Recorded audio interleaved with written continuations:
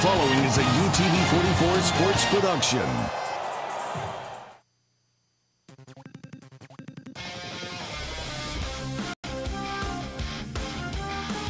Friday Night Rivals.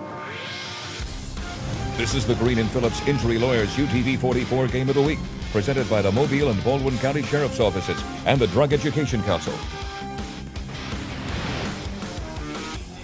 A couple of teams who have been spectacular under the bright lights this year on Friday nights. The McGill-Toolen Yellow Jackets unbeaten in 7A and ranked number 9, come in with a record of 4-0 and 3-0 in region play. The Blount Leopards just as good, 4-0 and 3-0 in their region. This is a non-region matchup as we hit the halfway point of the season here. Good evening, I'm Jim Cox. My partners Dan Brennan and Vic Lockett coming into this one. Dan, we talk about the Blount Leopards, talk about the high-flying offense that they have. McGill very stingy on defense. It's going to be fun to watch that matchup tonight. You know what else is going to be fun, Jim, too? And I'm going off script here a little bit, but did you notice at the pregame how many of these players knew each other? Oh, yeah. Played ball against each other in the parks or in the CYO, know each other very well, related to each other, too. Fun night of football here at the Lip. The Lip's home team, McGill, their offense may be getting a little overlooked. Caleb Ross, great offensive mind. He will use all the weapons he has available to him and probably will need to tonight. Yeah, even a guy who, he's just a football player here at McGill, right? Don't know if he's going to play at the next level. Caleb Ross says he certainly can if he wants to. Big tight end, Paul Clark. Talented kid, tough kid, 6'4", 230. He's going to be a guy, as his Blount team is so good on the edges, they'll apply some pressure as a tight end, dragging over the middle, making sure the linebacker play and safety play is solid, too. All right, so Dan Brennan says the tight end's going to be in the game around the middle. The linebackers will be key, Vic Lockett. Yeah, D'Angelo Anderson, again, I'll tell you what, he's going to have to cover that tight end in the flat. Take a look at him there, 6'3", 205. The coaches said he's a hybrid type of guy, so he can put his hand in the ground and rush the passer, as well as stand up and play the run and defend those tight ends coming across the middle. It's always key in these types of games, getting off the field on third down.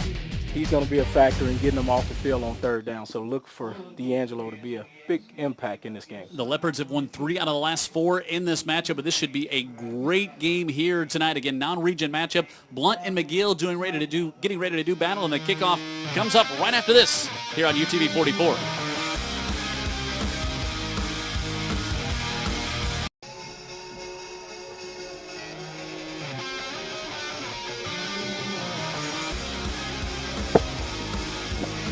Just about to get this one underway here at the Lip. Blount and McGill-Toolen. Jim Cox, Dan Brennan, Vic Lockett in the booth. And down on the sidelines is Ashley Pope. Let's check in with Ashley for our Alabama. I guess we'll wait to check in with Ashley as both teams make their way out on the field. As we get ready for this matchup here, a couple of unbeaten teams. Point of the season where everybody steps out of region play, and so most of the higher echelon teams, they want to play somebody in this week that's going to get them ready for something they're going to see maybe in the playoffs. You know, they want the good programs always want to play good teams this week. Well, it's right that on that line though, because you don't want somebody's going to beat you up, right? Right. And you don't want somebody's going to take away some of your better players through injury. So you take the chance, you risk the chance, and 2 really good teams on the field tonight. All right, let's go down to Ashley now for a orthopedic group sideline report. Well, it is homecoming week here at McGill-Toolen High School, and this past week, the students, athletes, cheerleaders all got involved in the lower Catholic schools where they had a time to mentor and bond to younger students. You will see that they were engaging in their student activities and telling them a little bit of what to look forward to when they become the real Yellow Jackets. I figured this was a great time for them to mentor to these kids and show them what to look forward to. McGill will get this one to start as Blount will kick off.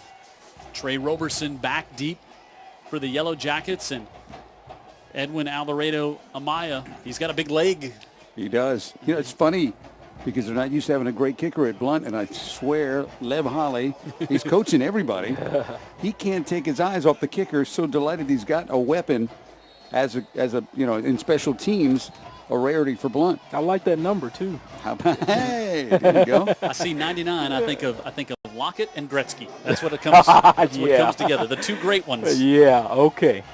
right, Amaya. That J.J. Watt, is he 99? Yeah, he's not bad. He doesn't. He's not bad. Doesn't occur to you? Not sure the delay is.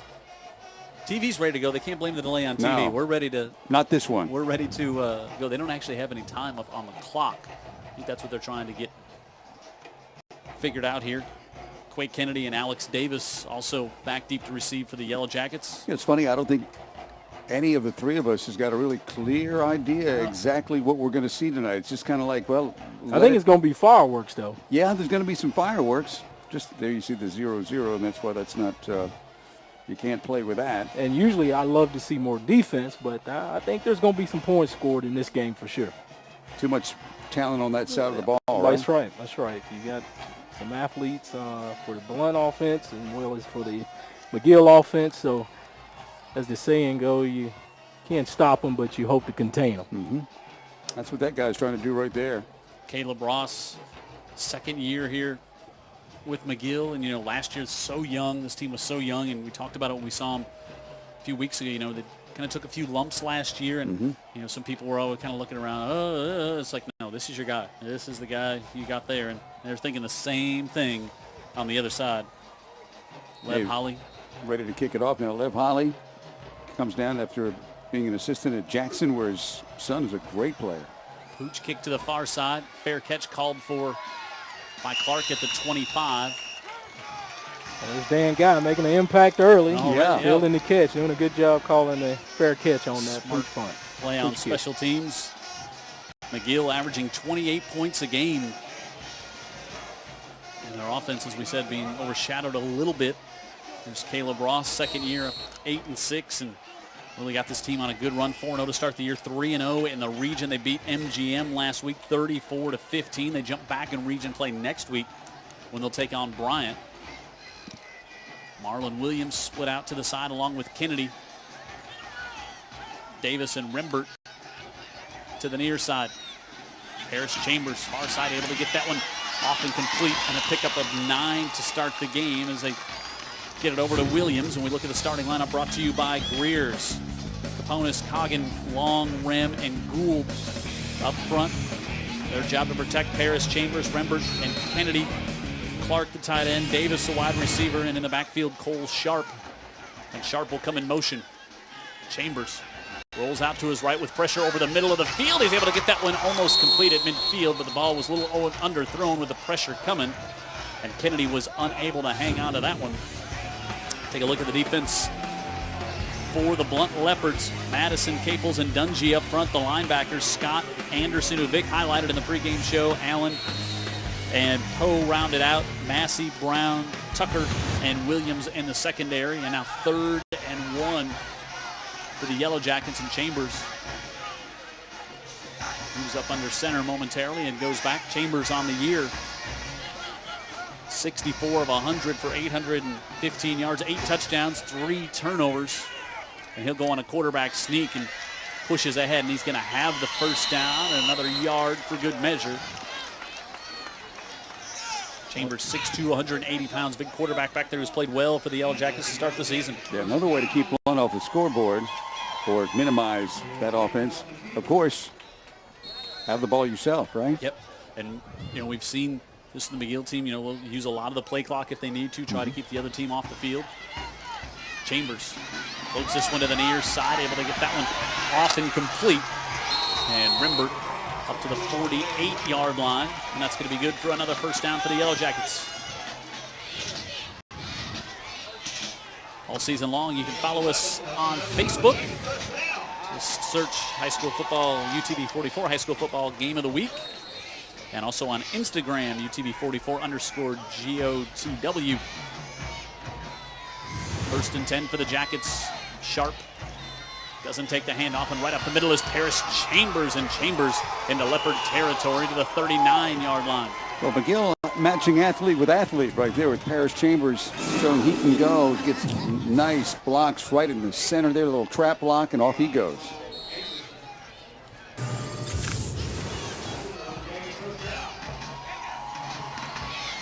Chambers looking to pass again. Pressure coming, steps around it. Now rolls out to the far side, and he'll take a hit and lose a yard. Good pressure. Donardio Madison in there to put the pressure on Chambers on first down. And Chambers did a good job to elude Madison there. And Madison, I think, is one of the leading tacklers for Blount. Not easy to get away from him, but Chambers made it look easy, didn't he? Yeah, if Chambers was left-handed, he might have been able to get off the pass. But Madison was right there at his right shoulder the whole time he was pursuing him. Cortland Martin, the freshman, back in there on defense for McGill. Near side, complete to Davis. And Davis back to the line of scrimmage and not much else. Good coverage back there. Justin Brown for the Leopards, and Terrence Massey came to help finish him off as well. Yeah, nice block by Kennedy on the edge on the linebacker, but excellent recovery by Blount. Now 3rd and 10 as this drive approaches 2 minutes.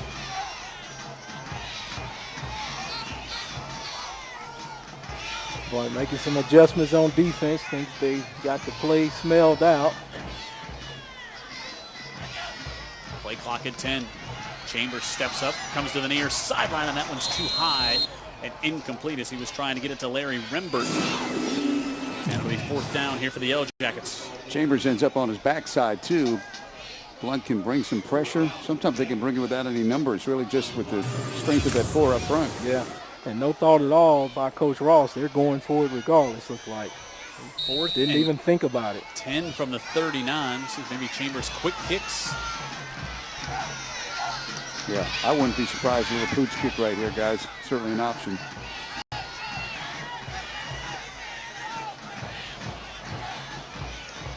Chambers drops back. He wants to air it out. Comes to the near side, and it's broken up. Good job by Massey to come over there and knock that one away. And so Blount's defense comes up with a stand on 4th and 10. And really a good field position from their own 39. Yeah, it's a group getting 54 a game. I don't know, you want to get them set up near midfield. I think that one, if Chambers has just a little more zip on it, he's able to get it off and complete. I don't know. Terrence kind of played that pretty tight and as well as he could. That was just great defense there by Terrence Massey. That was a good pass and just a great play by him. I'll see this Blount offense, as we said, 54 a game. Reginald Todd up to the top of the screen, 6'4", 195, going to New Mexico State to play basketball at this point. Shepard goes in motion.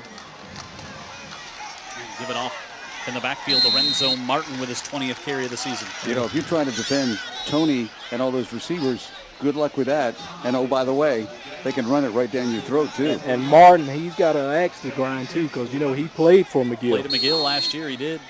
You know, Caleb got a call from his granddad earlier this week. There's Lev Holly, perfect to start the year at Blount. Todd, Shepard, and Terrence Massey.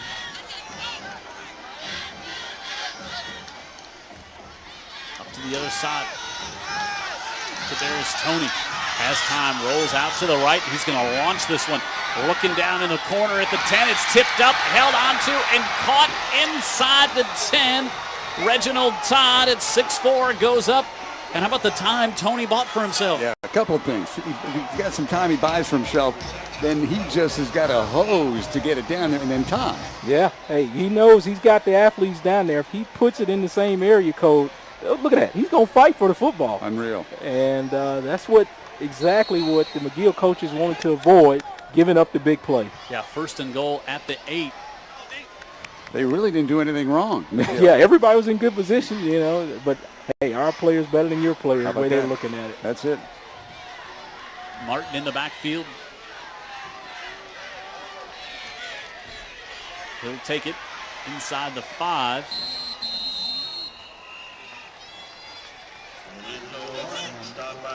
.53 on that completion, by the way, for Tony.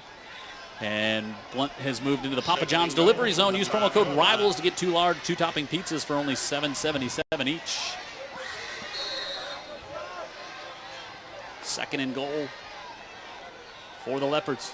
Tony turns around, gives it off. Martin trying to get around the right side, has a little hole, and he's going to get in for the Blount touchdown. Lorenzo Martin, he's playing inspired. He's excited about getting his touchdown. His granddad said he scored in every game he's played, Vic, so make sure you look out for him. His dad, coincidentally, is Lorenzo Martin, who's a city councilman out in Pritchard. So all kind of connections here. McGill did that good job to stuff that one off tackle, but then Martin just bounced it out the outside. And you just can't contain him. No, the speed, the athleticism, the football players on this Blount team. There's just one after another after another. Yeah, and that's just that want to. Yep. Amaya's now 29 of 31 on the year. I would say with Blount, it's 1-2 plus can. 7-0, a quick scoring drive for Blount. They had good field position and struck early, and they lead the Yellow Jackets 7-0 here on the UTV 44 Game of the Week.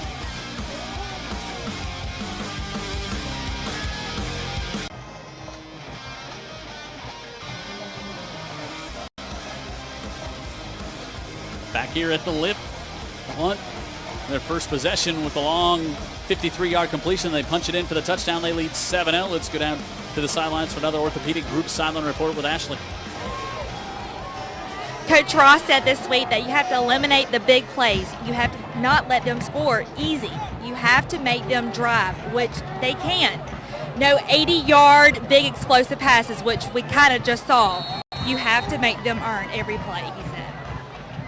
Well, Blount will kick off here, and we'll see McGill's offense come out for the second time. Maya pooches it short to the far side, and again Clark with the fair catch at the 37. Blount showing a lot of respect to the return man of McGill. Yeah, I noticed that. Maybe too much, but Blount's got so many athletes on the field. You think they take their chances with that? The strategy they're using there, I think they're depending on somebody to make a mistake, but this isn't a team that makes mistakes. Yeah. McGill does not. There's our scoring summary. 4 plays, 61 yards, just over 2 minutes before Martin punched it in. I think two big plays we've seen here in the first quarter. Obviously, the 53-yard pass, but that 4th and 10 from the 39 to go for it for McGill that backfired on him. Set up the last drive for the Leopards. Chambers to get out of the backfield. Sharp trying to get to the outside, and he'll get stood up there and pick up a couple, and he's got a host of white jerseys all around him. Yeah, Dominic Williams did a great job fighting off the blocks, maintaining the outside leverage so he can turn him in. Because had he got that corner, it could have been some really positive yards for McGill. The play within the play. They caught it, and that was the key to the stop. Yeah, exactly. Pick up a 4.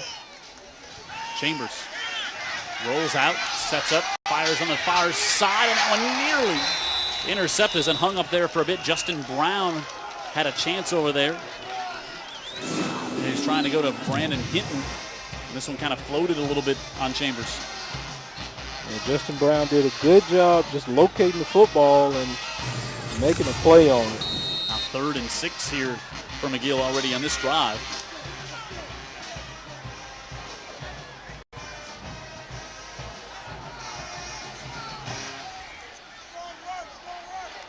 Davis goes in motion up to the top of the screen. Play clock inside 5. Chambers has time, now steps up in the pocket, looking, quickly collapses. But Chambers roughs it ahead to the 45, but he'll be short of the first down as he got ridden down on the play. I'll say this much. It's a good thing for McGill that Chambers is not a standstill quarterback because this Blount team, when they know that you've got to throw something substantial down the field, 10, 15 yards or more, they can pin their ears and really get after you, Vic. Yeah, they're coming at them. Adrian Law. 4th down going for it? We'll see the punt team come out. There you go. Law made the tackle. Law 6'2", 257 junior. All that talk about the Blount offense, right, Jim? We had a cautionary tale before the game. Look at the other side of the ball.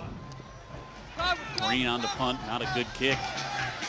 Comes toward the near sideline and checks up at the 34. And the Leopards will take over. They needed just 4 plays to start the scoring. Last time they had it, didn't even have a chance to get to their lineup. They were so quick. Lacey, Moore, Griggs, Hunt, and Robinson up front. Outside, a lot of guys that can get after it. Wright, Woods, Todd, Shepard, Martin in the backfield. We'll also see Joshua Brown running a lot back there tonight, and Kadarius Toney, the quarterback. If you know any Alabama sports writers that happen to vote in the poll, give them a nudge. I mean, Blount not ranked. Come on. And it's Blount. Yeah. It's not a new kid on the block suddenly having surprise success. Well, after tonight, we'll know. Joshua Brown picks up 2.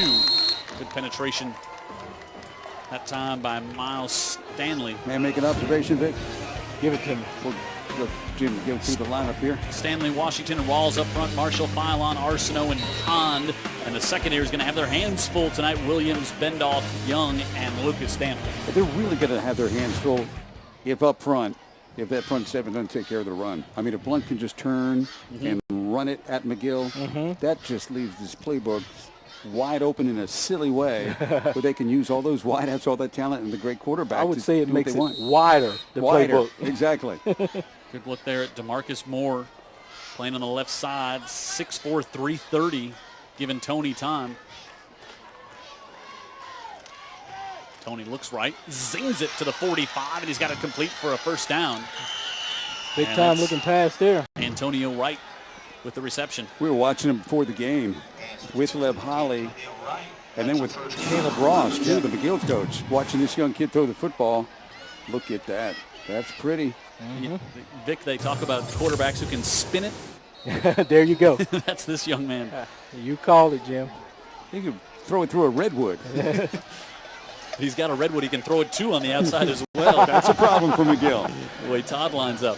Now Tony wants to keep it on the right side. He'll fall ahead for a couple. Anthony Philon in there to make the tackle for the Yellow Jackets. 2nd and 8 coming up here for this Blount team. Blount next week has Robertsdale, then in 2 weeks. Over across the bay. It'll be your game of the week, Blount and Spanish Fort. Wonder if anybody will buy a ticket for that one. Tony looking to go down the right side again. Fires this one incomplete. Double coverage. Was looking for Tony on the play. You can see the confidence he has in that big arm as well. Yeah, I mean, if I could throw it like that, I'd have a lot of confidence too. But and if you had receivers like that as well. Yeah, and this is the guy that they play catch the entire early pregame out on the field. Throwing basketball passes to over the head, but they're just getting a connection, and this little guy is really an exciting player. You know, Wright's one of those guys, you don't have to throw it that long to him because if you just get it to him in the slot, he'll make people miss all day. Early score, Daphne leading Murphy 10-6 with a minute to go in the first. Play clock at 3, and they get it off. Tony scrambles, got some green in front of him. He's going to pull it down. Still on his feet, and he's going to get the first down inside the 40. Slippery as well, isn't he?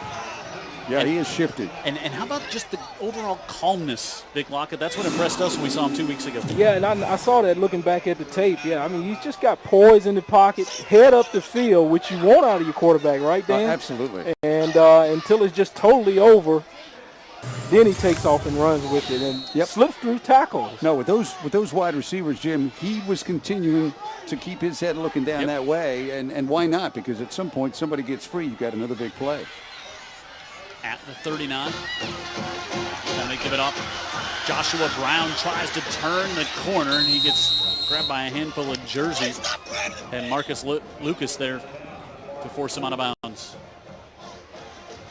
Brown, over 300 yards coming in to tonight's game. 5'8", 165-pound junior. Splits time back there with Martin. Now the classification here, y'all are just not that familiar with it. McGill is a larger school. They're 7A. Blount is a 6A, but you would never know that watching these young guys on the field of play. Well, again, the key is, like you said, It's going to be students in the classroom. Right. Exactly. Antonio Wright got moving too early on that one for the Leopards. Our first flag of the game will back Blount up 5. Another factor right there. First flag of the day. You have a Blount team.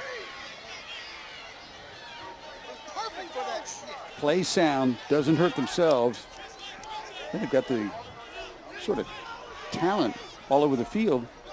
They're going to be trouble for anybody. Sure, and talking with Jerome Woods, the principal over at Blount, before the game, he says Coach Hall is just what he's looking for. Somebody that's sort of a disciplinarian on the field and off the field, and as you said, their first flag for him. 2nd and 11, fired out to the far side. Good open field tackle there as he goes to Wright, and Wright was brought down after a gain of just 2. You know, that's a long throw right there. Yeah, You make that throw, Jim? No. They got to come. Well, if you try, then you'd have to come out of the game for a while.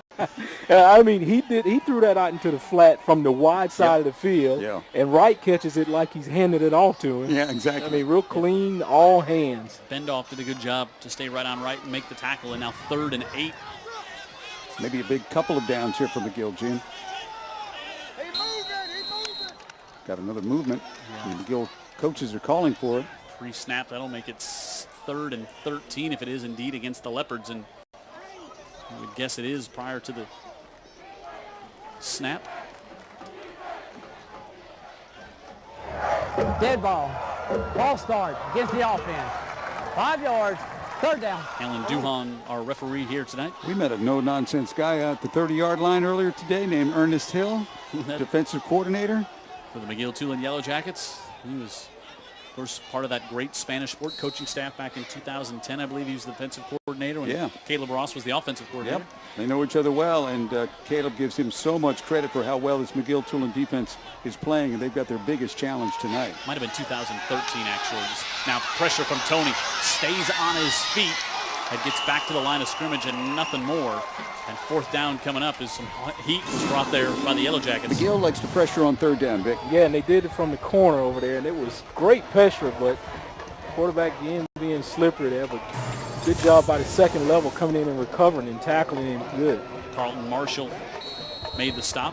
Jim, another spectacular night for football, too. We've been on a roll here this year. A big crowd on both sides. Matty T. Blount brought the house over here. It is packed over there. Both sides and the end zone. Yeah, the crowd is so big over there at Blount. They put the band in the end zone, and I was looking for him. I know I heard him, and I didn't see him. There they are. Reginald Todd to punt. Good kick. Davis will watch it go over his head, and it'll bound into the end zone. So they only net 22 yards on the punt. That's a big stop for McGill's defense there. A couple of penalties, though, really hurt the Leopards at the end of that drive. They did, but give McGill credit. Whatever they had to do, they got Blount offense off the field. Don't forget, you can reach out to us all throughout the broadcast. Send your questions to heyguys@utv44. Notice they always come in for Vic. Not a lot for Jim and Dan. Always for old number 99. That's because they're thinking clearly. Yeah, well, they're on the payroll. Let's go ahead. No. Ask the expert. You can also send us a text. We love hearing text. Love hearing who's watching the game tonight. There's a lot of folks doing that. Chambers fires to the far side, incomplete. As he had all kinds of pressure around him over there, and he was looking for Marlon Williams. But right now, Terrence Massey was there. Yeah, Massey, all these Blount DBs right now up to the task. So far, so good for him. But McGill trying to score, make a splash play as well, see if they can get themselves on the opposite side of their field. Trey Roberson in the backfield. He'll take the handoff up the middle. Roberson gains just a long one. And tough sledding on the inside there against this Leopard defense.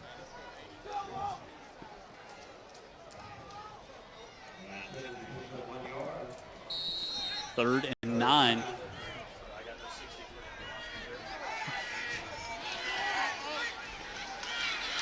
Chambers, 3rd and long, fires it wide open in the middle of the field, and Massey unable to hold on to it. If Massey doesn't get it, I think Justin Brown, the safety, might be able to come behind him and make the interception. Of course, Massey had no way when he was behind him there, but there wasn't a Yellow Jacket around him. Watch Massey at the top of your screen.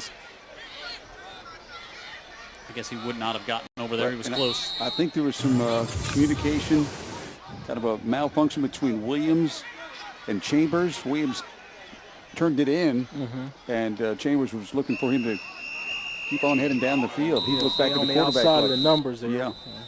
Chase Mahler will work his way that way at least. Get a timeout called for by Blount with 1:42 left here in the opening quarter. Quick first quarter. Other games going on. Davidson with a big win last night over Charles Henderson, and great Fred Riley and his staff doing a great thing last night with a tribute to the young man who died from Charles Henderson. Didn't know if they'd ever play him again. Want to do a great outreach of sportsmanship. The mom was at the game. It was a wonderful, just Fred Riley doing it right last night. Heads off to yeah, that's what you expect out of him. Yep. Yeah. Class act himself. Everybody jumping out of region play tonight. BC, Rain and Baker and Westmobile, Foley and Robertsdale tonight. Mary G and the undefeated Baldwin County Tigers Murphy and Daphne across the bay. Park Crossing, they're off to a good start this year. New school taking on Theodore. Thomasville and Saraland. We'll see Thomasville next week as they travel down to Cooper Stadium to take on the UMS Wright Bulldogs, Escambia County and T.R. Miller, Leroy and Faith, Jackson Demopolis, Linden, and the Saints tonight. How about the matchup at UMS Bayside? Coach Phil Lazenby, longtime coordinator with Terry Curtis, taking on TC tonight. Again, we'll see them next week, them being the Bulldogs. Busy night here tonight. 4th and 9. Mahler to punt. Rugby-style kick, line drive. Goes back. Finally taking up Antonio Wright right at the 40, and a good open field tackle by the Yellow Jackets, Cameron Banks. McGill always has solid special team play, and there you see it there. That line drive kick almost could have hit a Blount player in the back of the helmet, which would have created a free football there. Clay Chalkville still the longest winning streak in Alabama right now, ranked number 1, Spanish Fort number 2, Opelika, McAdory, Muscle Shoals, Park Crossing, Saraland 3-1, Benjamin Russell 4-1, Homewood 4-1, Hillcrest Tuscaloosa 3-2, Blount Leopards 4-0, not ranked. I still think there's some teams on that list that if they saw Blount, they would just get back on their bus. So that's what I think. Wright goes in motion, he takes the handoff. Tries to bounce it to the outside, runs into one of his linemen and gets across the 45 as Robert Lacey was out there trying to lead the edge, and Wright just bounced off him like he would a would-be tackler. Wright is just another one of these guys. Again, we joke about guys that don't own a mirror. You know, he thinks he's really big. He is such a delightful young guy, great student, and just loves to play the game of football. No room for error with Mama at the house. How about that? No she room said for error. she does not play. Lorenzo Martin with the handoff. He's got a first down for the Leopards, and wow, drops a big hit, and then a flag comes in at the end of that one. Not sure if that might be a face mask where that one's taking place. I don't know. It looks to be the call way through the flag. Might be a hold. Power running there at the end of that run. See, you usually don't get a hold from there. Right there's the face mask. Yeah, you usually don't get a hold from the back judge. Saw the face mask. 5-yard variety.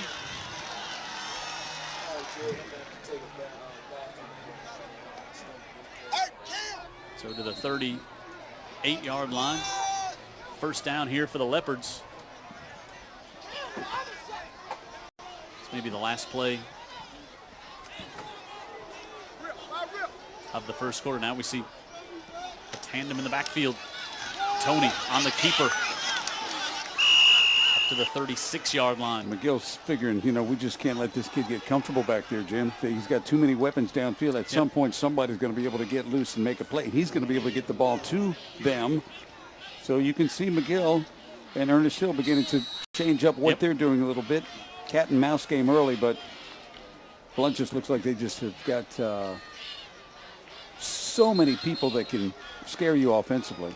And the Leopards will take a 7-0 lead into the break through 12 minutes here at the Lip. It's the Green and Phillips Injury Lawyers Game of the Week on UTV 44. Blount has the lead by a score of 7-0. Second quarter action comes up right after this.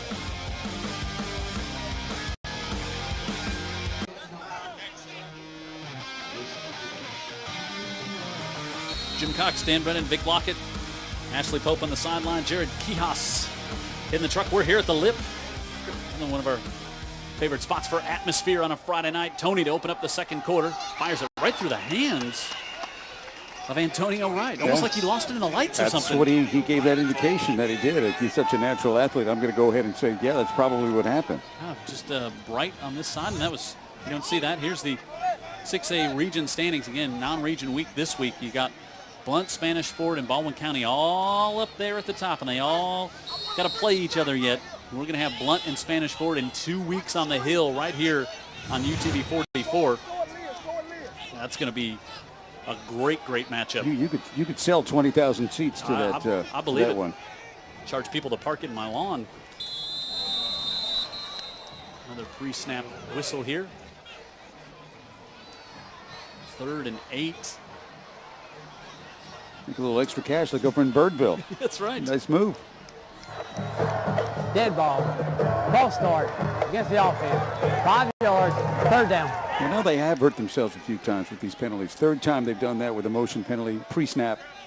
You know, Caleb Ross was talking about last week, had a region game going up against Mary G, and he said, you know, had to really make sure the kids were focused because they were thinking about Blount, and not just because of not being a non-region game, but what you said in the pregame show, they know these kids so much that his kids were already thinking, we're really excited about this game. Sure. Tony has time, pressure coming. Now a flag going to be a hold, you would think, and Tony rolls out, buys more time, and then he's hit. Big hit put on, and that brings another flag right at the near sidelines. The hit brought the flag? It came right as that. I didn't think it was a late hit. Washington was over there giving chase. Let's see if we can pick up the first one. Usually when a quarterback scramble like this, you'll see. Yeah, the angles change. Might be a hold of a big handful of jersey. Let's watch. See if this is a legit hit right here. Oh, yeah. Oh, yeah, way in bounds. Nothing wrong with that. And then it came. Maybe Blount had a receiver downfield. Maybe it was an eligible man downfield with the scrambling. They let one go, and then they take the holding penalty. That's going to push Blount much further back. I can tell you, Tony showing some lively legs after that really big hit, popped right back up. Yep. A show of strength, like I'm okay, but I don't know if he'd be 100% okay after a hit like that. Let's get the calls here. Head ineligible downfield against White. That penalty's been declined. Poland against White. That penalty's also been declined. 4 down. So the decline on both and make Blount punt from the 41 on 4th and about 11. Two words we didn't put together too much a couple of weeks ago. Blount, punt. They didn't have too much at Daphne. They did not. Reginald Todd will punt. Davis stands with his heels on the 10. That kid's such a great-looking athlete, isn't he? Yep. Todd put this one in the end zone last time. Tries to go high. He does. And just goes high, but no depth, and it goes out of bounds. Let's see where they mark this one out. That wouldn't even have gotten a first down. Let's see how far he keeps coming up here. Wow, to the 30-yard line. About a 10-yard punt. They'll credit that. Yeah, it's about a 7-yard punt. Well, they were back. 41 to the 34. 7. Game brought to you by Green and Phillips Injury Lawyers. They've got it right at the 30, Jim. Okay. 29. Okay, so it'll be an 11-yard punt. Again, thanks to Green and Phillips Injury Lawyers, bringing you high school football every Friday night here on UTV 44. Cole Sharp with the handoff. Gets away from Madison, comes to the near side, gets a block out front, and picks up 3. With all kinds of scrambling going on there before he was finally bumped out of bounds. Sanchez Tucker there for the Leopards. Nothing coming easy tonight for the Yellow Jackets. Yeah, that one was designed to go to the right and came back all the way across the field, and Caleb Ross was not happy how that one ended. I didn't see a flag on the play, but the officials getting together like is there one over here? I'm not sure. Yeah, right at the end of the play. Flag, we didn't see it because it was on the McGill sideline. We were shielded. Let's see here. Yeah, that's why Caleb Ross was so upset with Cole Sharp. Yeah, but I think his mouth got him in trouble right there. 15-yard penalty. Boy, you can't give that up. And Caleb Ross was very, very upset. I think Sharp thought that there was a little kicking incident at the end of the play. He let his feelings known. Too many referees in the area. And you're right, the Jackets cannot do this. And backs him up all the way to the 18. 2nd and 25 for McGill. Chambers to the near side. Roberson gets it, stood up at the 30. Good work there. Sanchez Tucker, open field tackle, as that was Kennedy with the reception. He looked wide open. Blount kind of. Boy, if he breaks a tackle there, he is off to the races. So good job by Tucker in the open field. Great tackle. 3rd and 9. Chambers grabbed from behind and be tripped up and dropped to the 27. Madison in to make the stop. They're really good. I mean, Blount is really, really good across the board. And anytime that Chambers, it's an obvious passing situation, they pin their ears and come and get him. Well, That'll bring Mahler back on to punt. There was no blitz. That was just the front four right there. So Mahler will drop back to about the 12, and Massey and Wright are back deep for the Leopards. Mahler, kick that bounces, and Wright gets away from it. And gets a good McGill roll to the 31-yard line. You know, give McGill's defense some credit here. They've only given up 7 in the first 14 minutes of this game. Trivia time brought to you by New Horizons Credit Union. Who's the most recent former Blount Leopard to play in the National Football League? I'm working on it. Noodle that one through. Dan Brennan, we got I'm time. working on it. We got time. Noodle, don't Google. But no. Phone's away. Blount gets it back. Here at the 32, Tony zings that one, able to get it complete, and Wright out across the 45 for a first down, and he was nearly off for more. Trey Bendoff with a good job to get him by the ankles and bring him down. Like McGill's in cleats and Blount is on skates. They just got a whole lot of speed that scares you every play. That time Wright in the slot, and like I said, he can run all day. 1st and 10 from the 48. Tony gives it up the middle, and Martin gets to the line of scrimmage and gets maybe one before he's pushed back. Bring up second here. Is not much room there for Lorenzo Martin.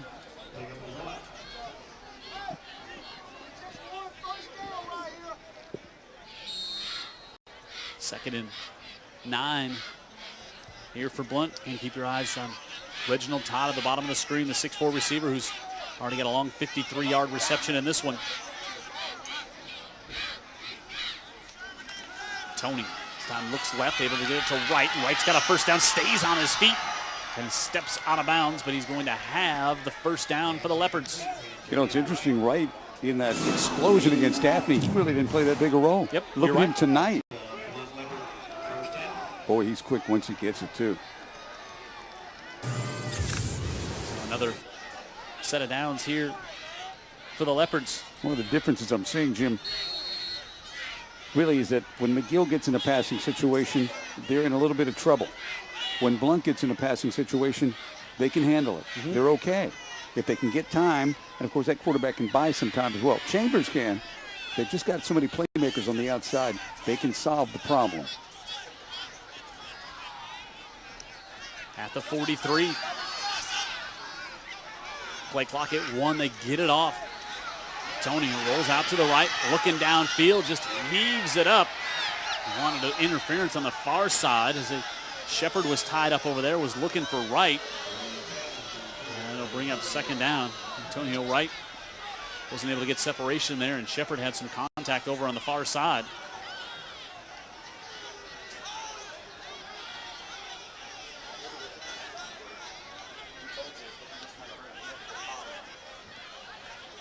I'll bring up second down and 10 as there's Shepard. 6'1", 190 pounds. He's got 4 touchdowns on the year as well. They have just got talent all over the offensive side of the ball here. Confident talent.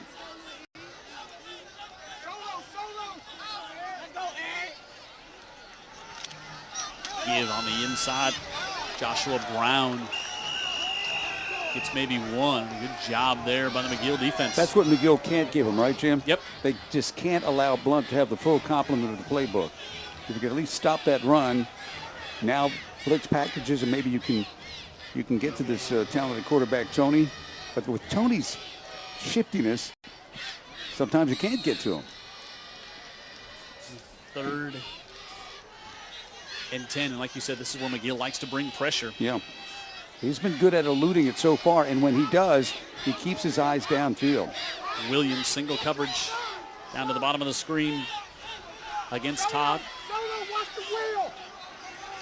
You hear the coach saying, watch the wheel route out of the background, or the backfield with Brown. Play clock at 1, and Lev Holly's going to take a timeout. I think they were comfortable with what they saw. Look, McGill was giving them there. So 3rd and 10 from the 44 and 8 minutes to go here in the second quarter. And McGill's defense has done a good job holding the big plays. They've had just the one big play, and I think that's what they talked about before the game. We've got to make them try to do the big long drives, and we haven't seen many of the explosive plays, just the big one downfield. Yeah, and I think now what McGill needs, they need some help from the other side of the ball. You're right. I mean, they need to be able to at least get this defense off the field some, because if they continue to hold and hold, that's fine. That's all good. But guess what? You've got a tired defense by the time you get to the 3rd and 4th quarter. Yeah, I don't think 14 or 21 points is going to maybe be enough to win this game. Maybe, but you would think you're going to have to get 28, 35, 32, somewhere, in there to win this game. Defense is doing really well aside from that one big play, but against this Blount offense, I just think it's imperative for McGill to play, keep the ball and hang on to it and just relinquish some of that clock so your defense isn't on the field so often. So here we go on 3rd and 10 from the 44. Brown 9 yards deep. Tony steps up, rolls all the way back to the 45 to the near sidelines. Now just heaves it up, looking in the corner, and that'll be incomplete. Good job of the pressure up front by McGill and also the coverage in the secondary. Well, I'll tell you, if they didn't get the pressure up front, the coverage in the back wasn't good enough to hold off Todd. He was one-on-one and center of the field. They had a shot at him. And see that pressure right there, Jim, threw everything off. Yeah, and usually one-on-one, he'll win those battles. Yeah. But that was great defense. You got the pressure on him. You didn't let him get completely up the field. He's out of the pocket, but he didn't have a chance to run it. So, and on the back end, they look to be in good shape, at least on that side of the field. Mm-hmm. Davis back again at the 10 to receive this punt from Shepard. He's at the 47. Reginald Todd, should say, the punter. This one not as good as we saw earlier, and bounces out of bounds around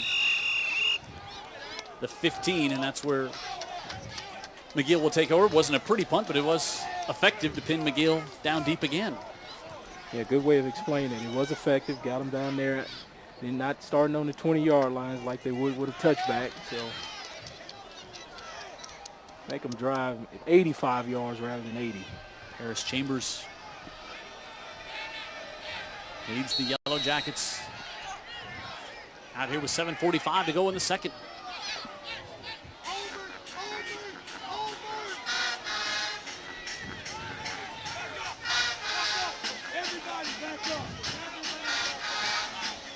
Chambers with the play clock down inside 9, motion to the near side. Chambers fires off to the far side, able to get this one complete, busting up across the 20 to about the 21-yard line is Larry Rembert. His mom, nice enough to chat with me as I was pulling in the parking lot here tonight. She was on parking duty. Oh, is that who that was? Yeah. Very good. Very good. Rembert with his 14th catch of the season, a junior. Picks up 7 on first down here for the Yellow Jackets.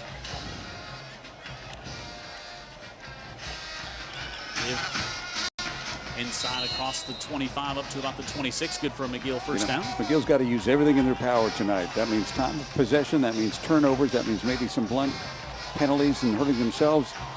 The Pope on American soil. You got to, guys, you got to use everything. They got to tilt it their way where the Pope steps his way, right? I think that helps.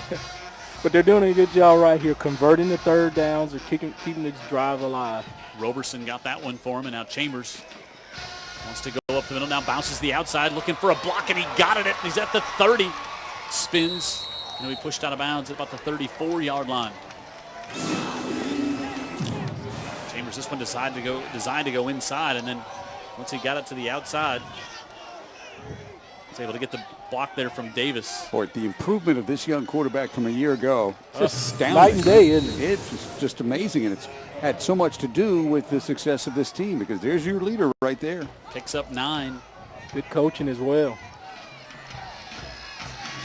Chambers looks, buys some time, heels back, looking downfield, fires to the sideline, intercepted. Came to the near side. Does he get it? Justin Brown. No, they say no on the McGill sideline. I tell you what, it looks like he got 2 feet in to me. Let's take a look.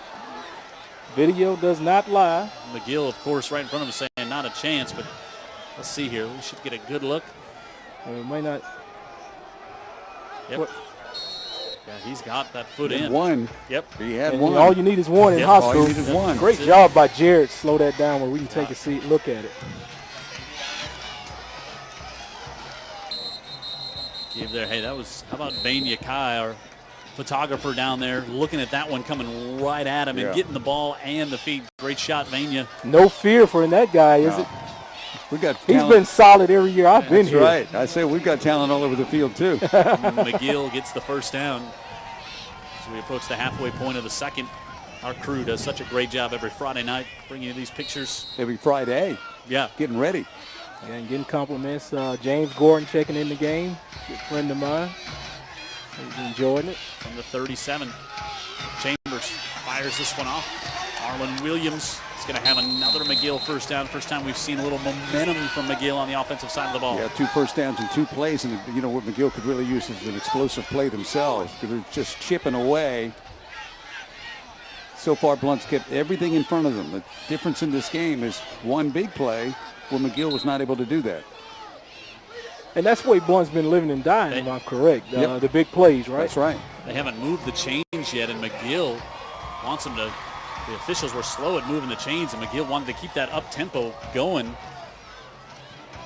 And it's part of their plan. I don't know if they should employ it tonight, but it is in their package. Well, they've also let the clock roll a lot. They've done both. Chambers gives it off with some authority. Roberson to the 46-yard line. Yeah, he saw a crack and he turned on the accelerator, didn't he? They blocked with authority at the point right there with Rem at right guard. We'll get a heat timeout here with 5:20 to go in the first half. McGill is marching. They trail 7-0. It's the Green and Phillips Injury Lawyers Game of the Week on UTV 44.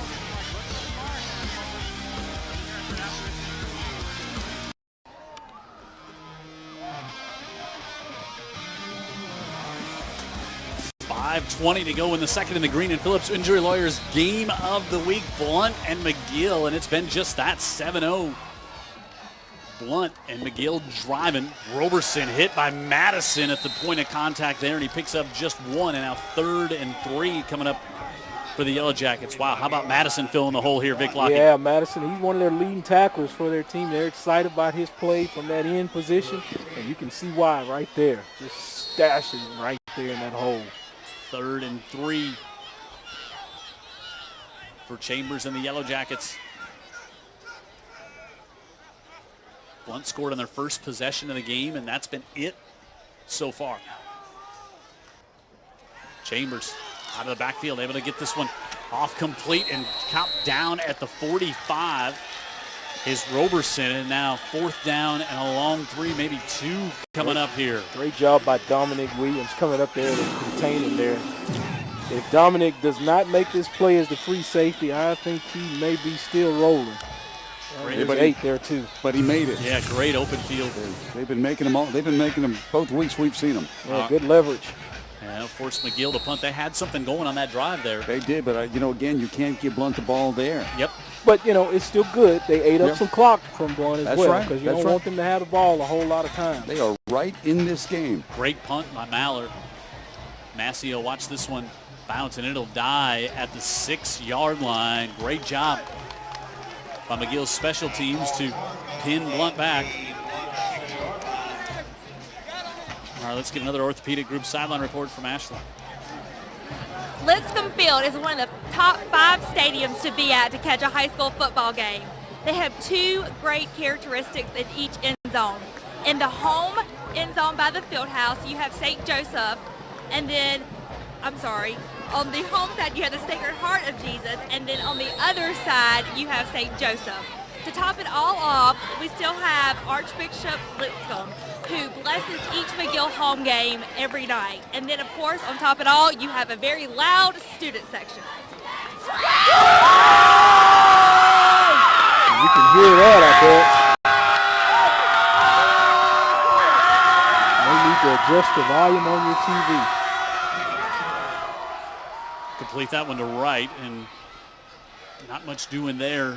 So he picks up about 4, and McGill trying to get a stop here to tilt the field position back in their favor. Yeah, for the half. Tony on the inside give. Brown trying to spin free, and nothing doing. And a good job by McGill. Pursuit all over the field. Very McGill-Toolen-like, and we've got an injured Leopard down on the field as well. Ooh, goodness gracious. I'm telling you, man. I think I know who went down, and it was the center, Griggs. He was engaged for the block. A McGill player fell on his legs. That was just all the traffic going on in there, Vic. Yeah. Defense. Good. McGill playing that good defense. Very sound. Covering all the gaps there. Sorry, that was 63. Are we right? We're trying to. We don't have a 63 on the Blount roster. Well, we'll figure it out, but prayerfully this young man's okay, and it's not too serious. He's getting up to his feet, which is a good sign. Essentially what happened to him is when they call a chop block. Yeah. Except in this case, it wasn't an illegal chop block. It was just the engagement going on in the middle of the field. Boy, he's getting up and much better than it first feared. Yeah, looks like he's shaking it off, so. For that young man. Right now, prayers are being answered. Vic Lockett, we've got some emails rolling in, and this one coming to me, which is in all the years I've been doing it, the second one I've gotten, so I feel special. But, of course, it's really about you. It's probably my family members. Jim, will you please tell Vic Lockett I said roll tide roll, thank you, respectfully yours, U.H. So my good friend, Uncle Henry. You got it. That would be, all right. That would be it. I love my Uncle Henry. Roll Tide, Uncle Henry. Man, he loves Vic Lockett, too. We got punched last week, but we'll be doing some punching tomorrow. Thanks for Uncle Henry, who gets up early, stays up late, does not miss a Friday night high school football game. And we always appreciate him. Fantastic guy. Checking in, and down to 3:11 here left in the second quarter. Hey, a lot of credit goes to the McGill-Toolen Yellow Jackets, right? They get punched, they get up, they keep fighting, and they've done that tonight. This Blount team, so explosive, able to get 42 in the first half against Daphne. They've only got 7 tonight. And McGill is right in this game. Yeah, with 3:11 on the clock. I mean, and I think that's probably the way the coaches see it. If they're close in this game, they're figuring they can pull it out at the end. Right. If it gets lopsided, then that's another story.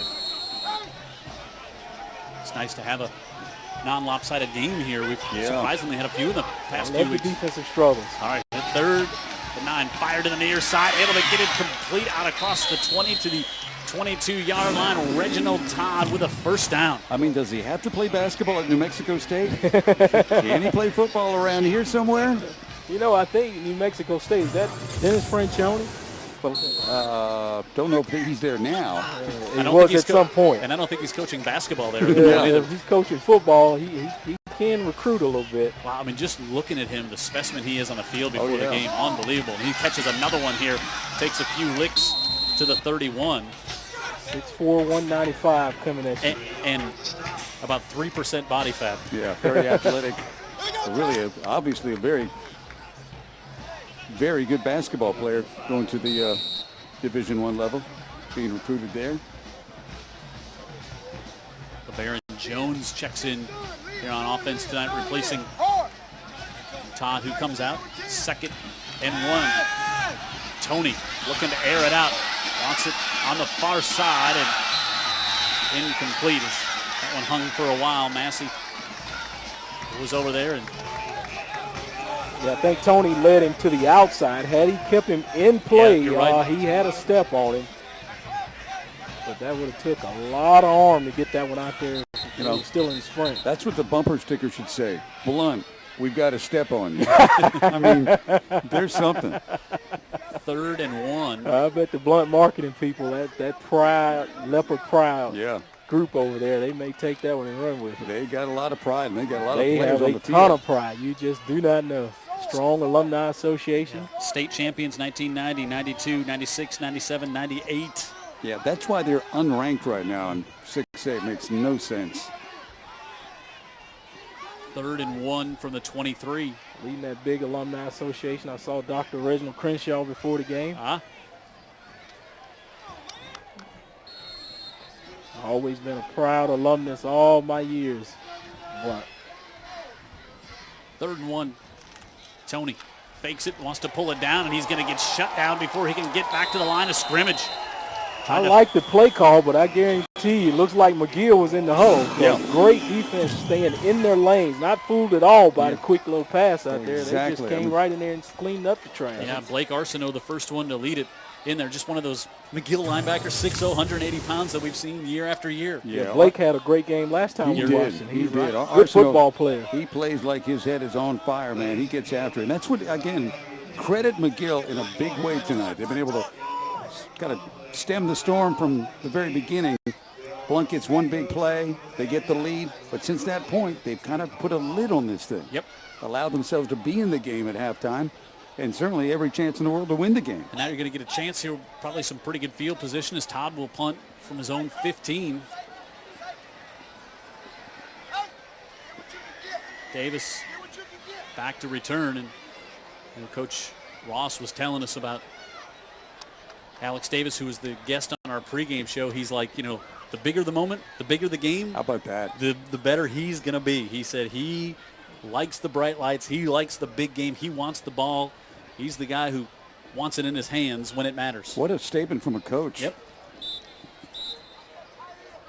That was, came right out of the blue. And Alex was talking about, how many of the kids he knows, the cousins he has on the Blount team. Oh, yeah. Paris has a cousin on the Blount team.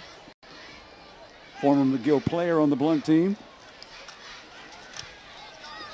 High kick. Davis will call for the fair catch and take it right at the 39-yard line. McGill, with all 3 timeouts, minute 55 to go here in the second quarter. It'll be fun to see exactly what they dial up here now because, again, defensively, Blount can bring pressure with their front. They don't have to blitz, and their cover guys are excellent. They don't give you a whole lot of options. That's why McGill's been trying to throw quick screens with a block to get a guy loose. But Blount, to this point, has pursued so well. The Jackets haven't been able to make anything big. From the 39, Chambers, pressure coming. Drifts out to the near side, avoids one, and just flips it out of bounds to avoid taking the sack or the loss on the play. Good restraint, too, by Blount. Not a big hit on the sideline, which somebody could have been a little excited about. Yeah, and you got him an extra 15, and good heady play by him to just flip it away, knowing he's outside of the pocket. Cortland Martin, the freshman linebacker, in there giving chase. Yeah, how about that, Vic? A freshman middle linebacker. Yeah. Yeah, when Lev Howley saw him this summer, he introduced himself as, "You play football?" "Yes, sir." "Good." Yeah. So you're coming to Blount? "Yes, I am." Real good.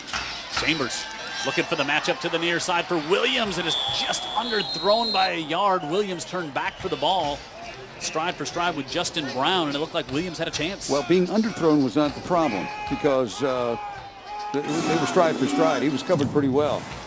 Just a little too underthrown into the middle of the field, and he can't quite get to it right there. Lost his footing when he came to make the cut back. 3rd and 10.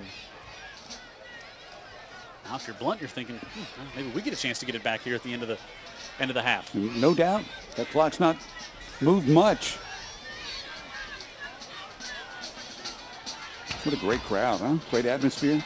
Loaded in here for a Friday night high school football. Beautiful evening.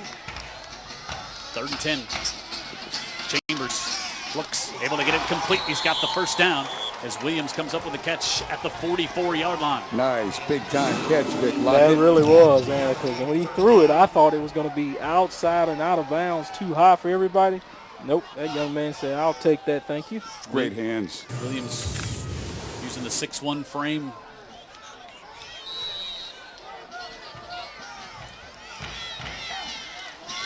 Chambers right up the middle. Cole Sharp breaks this one for a hole inside the 30, still on his feet. Inside the 20, down the sidelines, and he steps out of bounds around the 10. Hanging around. And now, McGill with a legit chance to tie this thing up before the half. Up in the air, and then they give it off right in the middle of the field to Cole Sharp. Good blocking up front. Just make enough space for him to operate with. Then he turns on the speed and try to outrun this group, but that shows you catch how him big, at the end. how big that catch was by Williams, giving them an opportunity then on first down run that play. At the 10-yard line. They had to convert on that third down, Jim, and then again that's what allowed that trap to be so wide open. Blount can pass.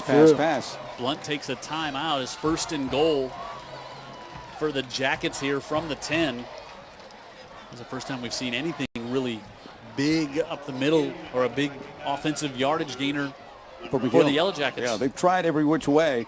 It's really tough for Chambers to just stand back there and throw it. Blount's really not allowing that. They're just bringing too much pressure. So that's, I don't say you eliminate that, but you have to be cautionary when you're trying to get something downfield and really protect him. And it turns out just a straight off guard is their biggest play of the night. Yeah. More folks that are bringing you the Green and Phillips Injury Lawyers Game of the Week here on UTV 44, the Drug Education Council, and our friends, the Sheriff's Office of Mobile County and the Baldwin County Sheriff's Office. We saw Sam Cochran here. Sheriff Sam Cochran is in the house tonight. Good guy, Roll Tide guy. Also brought to you by Alpha Insurance. And our halftime show coming up in just a minute 25 will be brought to you by Pepsi. First and goal from the 10. Clark in motion. Chambers gives it off. Roberson trying to get a push forward. Gets up to about the 6. Second and goal. Yeah, nice play selection. You know, I like to see the run, Dan, and there it was. That kind of opens up everything else. I like to see the run set up everything else. Mm-hmm. Yellow Jackets have moved into the Papa John's delivery zone. Use promo code RIVALS to get two large two-topping pizzas for just $7.77. Gill sitting on their 3 timeouts.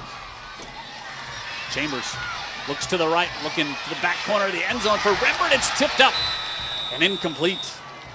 What a job by that corner there, Antonio Wright, to get his head around at the last second. Because Dan, I thought it was a TD. Me too. I think Antonio, not the biggest guy. We've talked about that. He just competes, though. And is able to smell where that ball's coming in. How about just getting your best players out on the field? Yeah, and how about that? Right, you've seen him all night on offense. Yep. Put him out there, 5'7", and he's going up there against Rembert. He's just a really great player. Third and goal from the 8 for the Yellow Jackets. Wade Kennedy moves into the backfield. Chambers, all kinds of time, fires on the crossing route, able to get it complete down to the 1-yard line.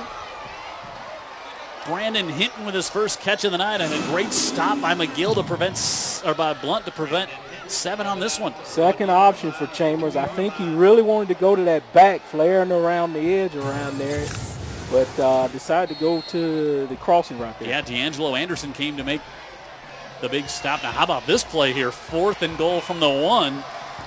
You go for it from the 39 on the first drive. You're going to go for it here, right? Empty backfield with Paris Chambers.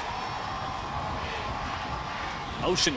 Chambers to the right looking. He's got a man in the back of the end zone trying to buy time to get it there. Fires it up. Tipped.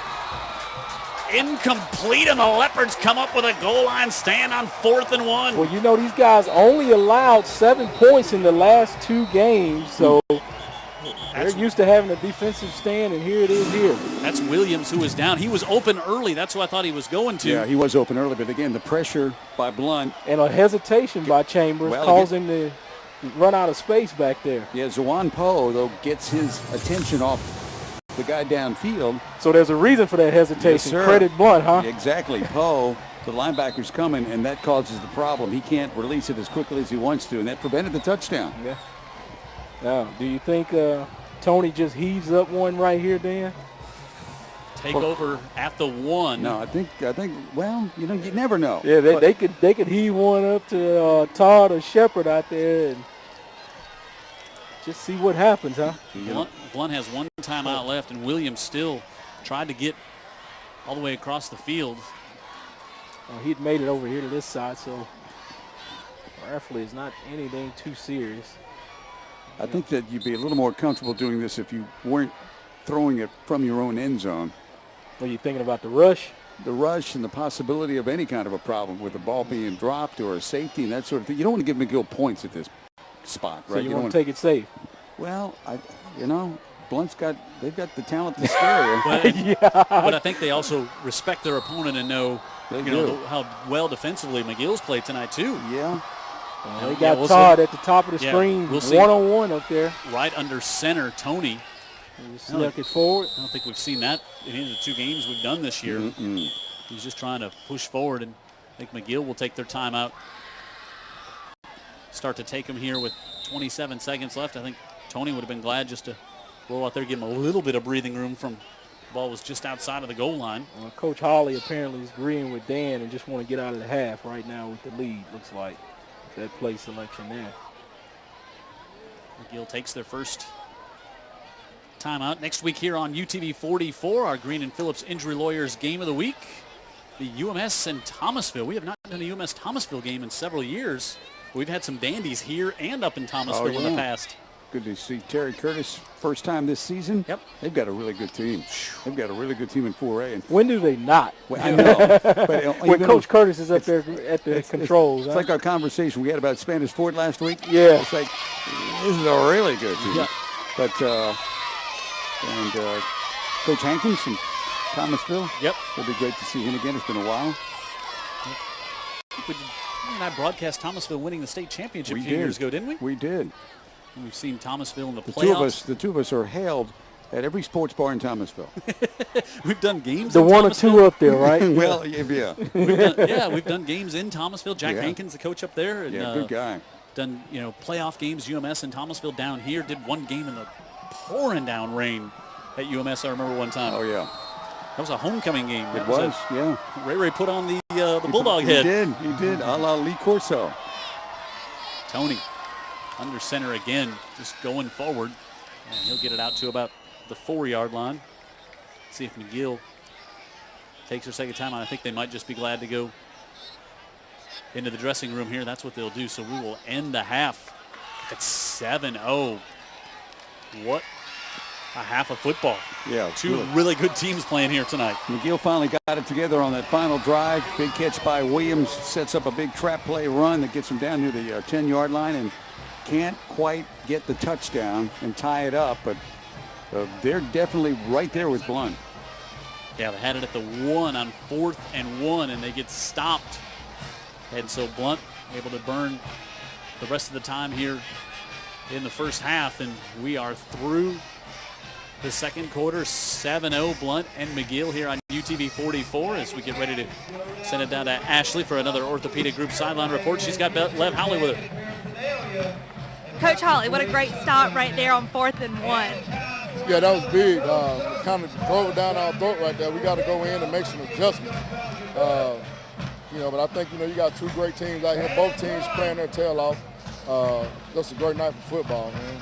What do you want to see more out of your team in the third quarter? We can't put ourselves behind the sticks. We getting the looks that we want, but we just not executing right now. So got to go in, be a lot more disciplined, but come out and make a few plays down the field and take what they're giving us. Right, thank you, Coach. Coach Lev Howley has his team up by a score of 7-0 here over McGill-Toolen on the Green and Phillips UTV Green and Phillips Injury Lawyers Game of the Week. Yeah, to me, what Lev is saying, Vic, is defense. We're okay. Yep. Right. We got to make some big plays on offense, and we have those opportunities. We got to take advantage of those opportunities and cash in on them in the second half and stretch this thing out a little bit, but we don't give McGill this chance to win. Not seeing a lot of big plays this week so far in the first half, but we did last week with our player of the game, and it was great to see this young man back out on the field from Spanish Fort. Tyler Johnson, quarterback. What a night he had. Threw for 4, ran for 1, and so good to see him back in regular just being himself out there. Yeah, and he competes when he shows up, and as you can see, being the game player of the week for us, he's always putting on a show and does it the right way. He's brought up well. He's got good parents, good stable background, and as you can see, it shows on the football field. Yeah, he was terrific. Really was, and again, we will see him go against this Blount defense in a couple of weeks here on UTV 44 tonight. We will have 3 players for you to choose from as to who's going to be the Advanced Collision Player of the Game. And at the end of tonight's game, you'll be able to go to local15tv.com and click on High School Football Game of the Week. The tandem last week of Johnston and Javon Brown. Yep. And they were both at the New Horizons Credit Union First and 10 Club earlier this week, and had a chance to talk with them both. They are a pair to watch. Yeah, we can't wait to do it again in a couple weeks. We'll take a break, come back, halftime festivities here at the Lip. It's 7-0 Blount. It's a good one. Come on back after this.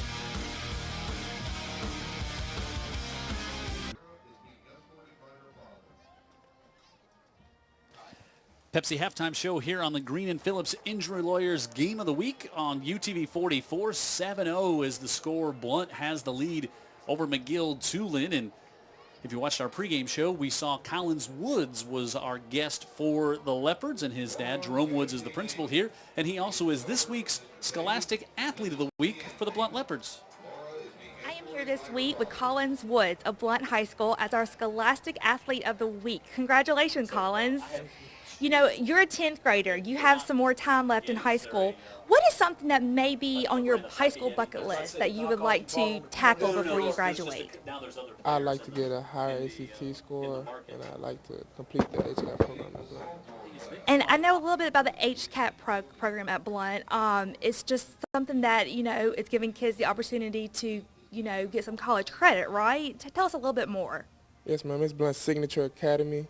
HCAP stands for Healthcare Access Program, and it'll help you get college credits if you want a major or a minor in the healthcare field. That is a good jump start. Well, it seems like you have, you know, your head on straight for a great path. And on behalf of the Gulf Coast offices of Alexander Shannara, I would like to award you this plaque, also a $250 scholarship. Thank you. You are welcome and congratulations.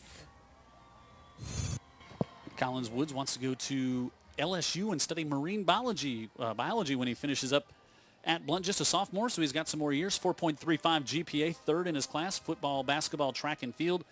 And just a wonderful kid, academic student, athlete of the year, national champion in track and field, and comes from a dad who doesn't let him get much away from that 4.35 GPA. Jerome Woods is the principal there at Blount High School. So we'll take another timeout. Halftime score, the Blount Leopards on top of McGill-Toolen. It is a good one, 7-0. Pepsi halftime show on the Green and Phillips Injury Lawyers Game of the Week.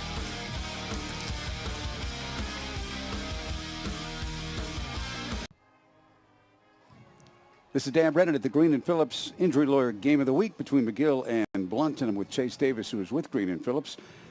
Let's look this thing over logically, and let's get some answers from an expert like you, because we don't know. You're in an accident. What do you do first? What do you do overall? Well, the first thing that you do is you dial 911 and you call the police. This is important for your safety, but it's also important because the police are going to create an accident report that's going to contain vital information to proving your claim to an insurance company. The second thing that you want to do is take photos. Take photos of the scene as well as the vehicles that were involved in the accident. Today, most people can do that with their smartphones. The third thing that you want to do is seek medical attention. Okay. Go see a chiropractor, go to urgent care, get yourself looked at. And finally, you need to consult an injury attorney. Okay, so I consult an injury attorney, say Green and Phillips. What are the questions I need to ask that attorney? Well, there are 3 questions you need to ask any injury attorney before you hire him.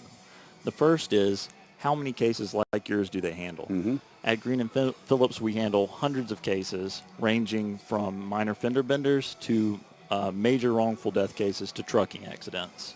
The second thing that you need to ask them is, what system do they have in place to handle a case like yours? At Green and Phillips, again, we have a sophisticated computer system to constantly keep your case moving forward. Finally, you need to ask them if they're locally based. At Green and Phillips, we are locally based, and our attorneys both live and work in the community. And we have built relationships with the judges, opposing counsel, and the clerks, and we know how the system works here. And if your attorney's not locally based, they may not have those connections. How about upfront fees? Absolutely not. At Green and Phillips, we encourage all our clients to call or just come in. The consultation's always free. You don't need an appointment, and we don't get paid unless we get money for you. Chase Davis with Green and Phillips Injury Lawyers. We hope that cleared anything up for you. And of course, it is the Green and Phillips Injury Lawyer Game of the Week.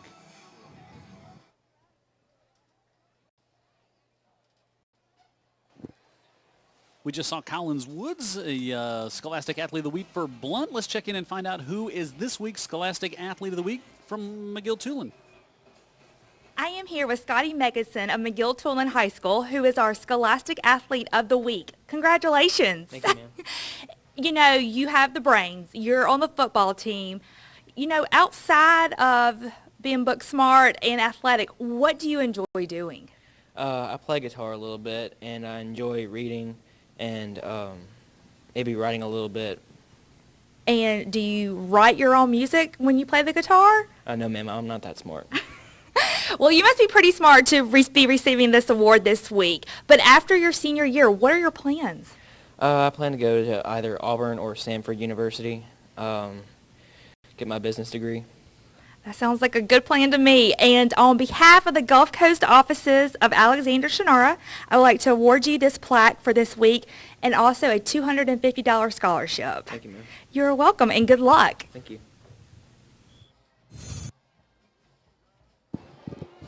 Take a look at Scotty Megginson's accomplishments. 3.55 GPA. Snapper on the football team. He's planning on going to school. He's going to go and study business. Going maybe to Auburn. Imagine that with his dad. Yes. He had a little pressure to go there. Maybe Samford as well wants to study business. So congratulations to Scotty Megginson. The Alexander Shannara Gulf Coast offices here, his Scholastic Athlete of the Week. We'll take a timeout, come back, and get you ready for the third quarter kickoff. It's a good one here tonight at the Lips. 7-0. Blount leads McGill. Third quarter action coming up after this.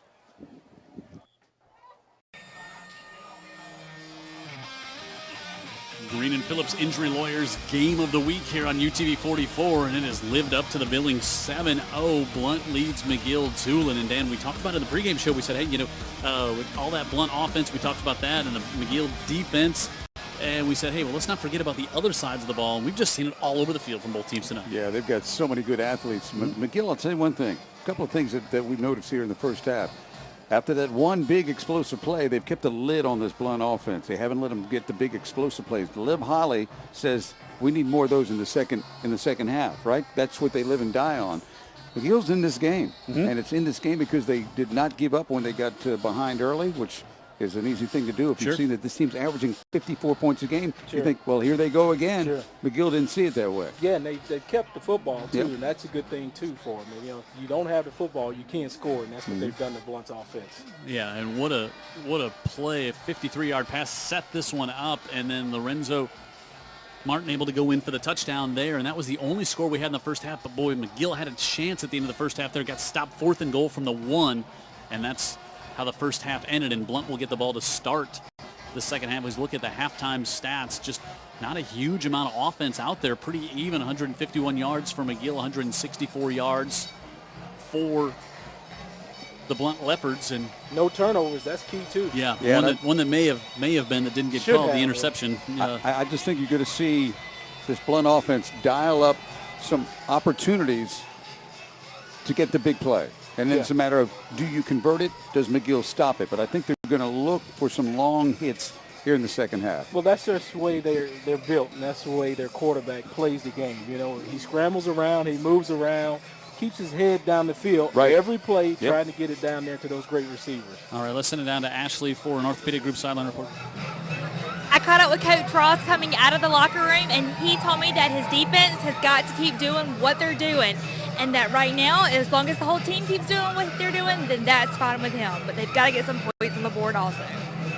Yeah, you know, I think McGill would love to see this one stay as low scoring as possible. Don't want it to open up all that much, but you know, I said in the first quarter, I said, well, I don't think 14 or 21 points, maybe not even 28 is going to win it. But now at halftime, it looks like that might just be plenty. Well, Jim and I were talking before the game on the field, Vic, and it was almost like the one thing we agreed on, if it was kind of a shootout, that would definitely favor Blount.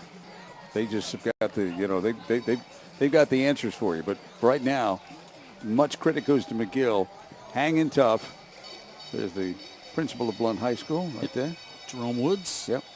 And hey, how about the hire he makes? Over 100 candidates wanted to get into be the head coach of the Blount Leopards, and he pulls Lev Howley out of the hat and makes a heck of a choice, it looks like. Four games in, it looks good. Sure, yeah, he knows football now. Remember, he was a star quarterback for Murphy, went on to Tulane and played. I played against him, so he knows a little bit about football and what it needs to win football games. I don't know how many they won over there at Tulane, but they were very, very successful during his tenure over at Murphy High School. This guy, he just one of those guys, when he speaks, You believe. Well, here's the word you always hear, that D word, discipline. High kick and a fair catch called for right at the 30-yard line. Sanchez Tucker. You hear him say the word discipline, and if you talk to other people about it, you hear them saying he's disciplined, well, we're including Woods, the principal. Right, and we're on the field before the Daphne game, and he says to Jim and I, there's going to be some adjustments on your roster. Yeah. Meaning 4 guys that generally get a lot of playing time,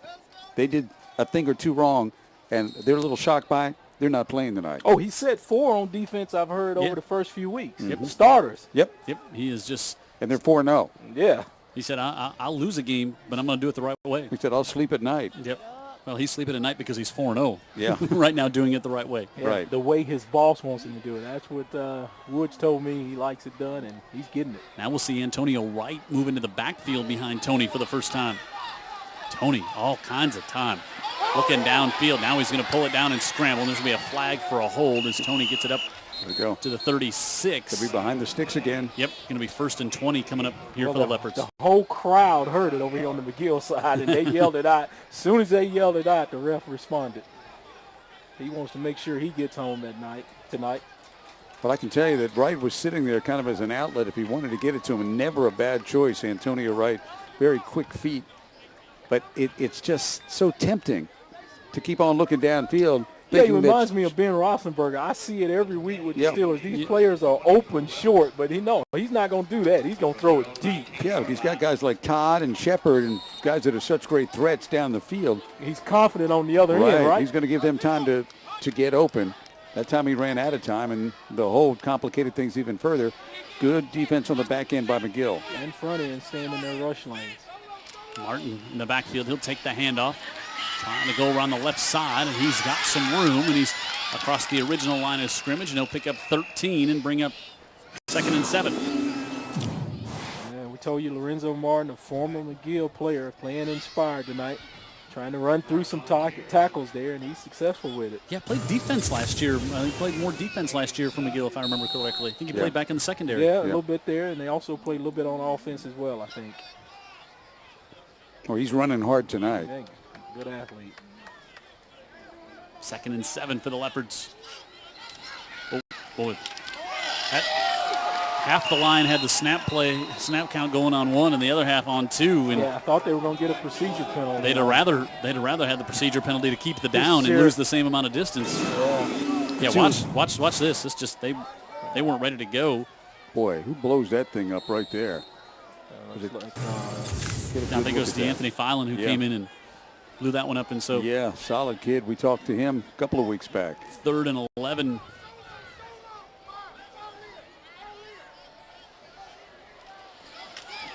Leopards fire over the middle, tipped it incomplete. Goes off the hands of Charles Shepard, and they dialed up the pressure again. They did, and they did a good job disguising it too. You know, it had him thinking it was coming from one direction, but it actually came from the other direction, and it left a man wide open free for him. Yeah, he was open, and he just got his head around, and that one was a little high and outside, as Euchre would say, just a little outside. Yeah, Cameron rushed him on. Yeah, Cameron Banks came on the rush, and that penalty really hurt the Leopards on 1st down and got them back to 1st and 20. Ollie saying, we can't be behind the sticks. McGill could set up in good shape here. There's Davis standing at the 38. Reginald Todd on to punt. Good kick. Davis should be able to return this one. The 34 makes a move at the 40. Davis up the right side at midfield. He's into Blount territory and dropped to the 44-yard line. Yeah, he had some room to operate there. I almost thought he was going to score. Coach Stallings would say, from where I'm sitting, I thought he was going to score. He hadn't said that one football game that he's coached. Here comes McGill. They were able to possess it a little bit more in the second quarter than they were in the first. That kept the Blount offense off the field. Just moving the chains, and they had the one big trap play that ripped off big yards down into the red zone. Otherwise, they've had trouble running it. Empty backfield now. We got movement. McGill on the right side. Brock Gould. I think he was coming this way. Yeah, I think they were maybe. Cole Sharp was coming in motion this way, and so was Brock Gould. Right, Gould's upset with himself now. Well, I thought he was going to be. I thought he was a tight end, just was going to shift over, but no, he was the tackle. You don't see the tackle in motion very often to start a play. You don't see that. And you shouldn't. They'll try that in New England, though, to bend the rules. Put a tackle out there as a tight end. Chambers keeps this one. Trying to get to the corner. Makes a move at the 50. Gets up to about the 48-yard line. And, hey, Marlon Williams didn't make a block there, but he was almost going to make a block in the back and pulled up and did not get his man, but he also right there, he thought, I'm kind of danged if I do, danged if I don't. It's like going to the beach and trying to avoid the water. Blunt, I mean, they're coming. Or the sand. Yeah, they're just there. Good job by Massey over there in containment. Gain of one. Chambers, a bubble screen to the near side, and he gets Williams. And Williams to about the 43-yard line. You know what else I've noticed, Vic? Blount, solid tacklers, right? I was just about to say that. Great tackling as well as staying in their responsibility area. Stay in their lanes. They've got speed to get there. That's Williams hurt again. But they also are solid, Jim. They're just not showing up to the play. They are getting you on the ground. Wrapping up. 3rd and 10.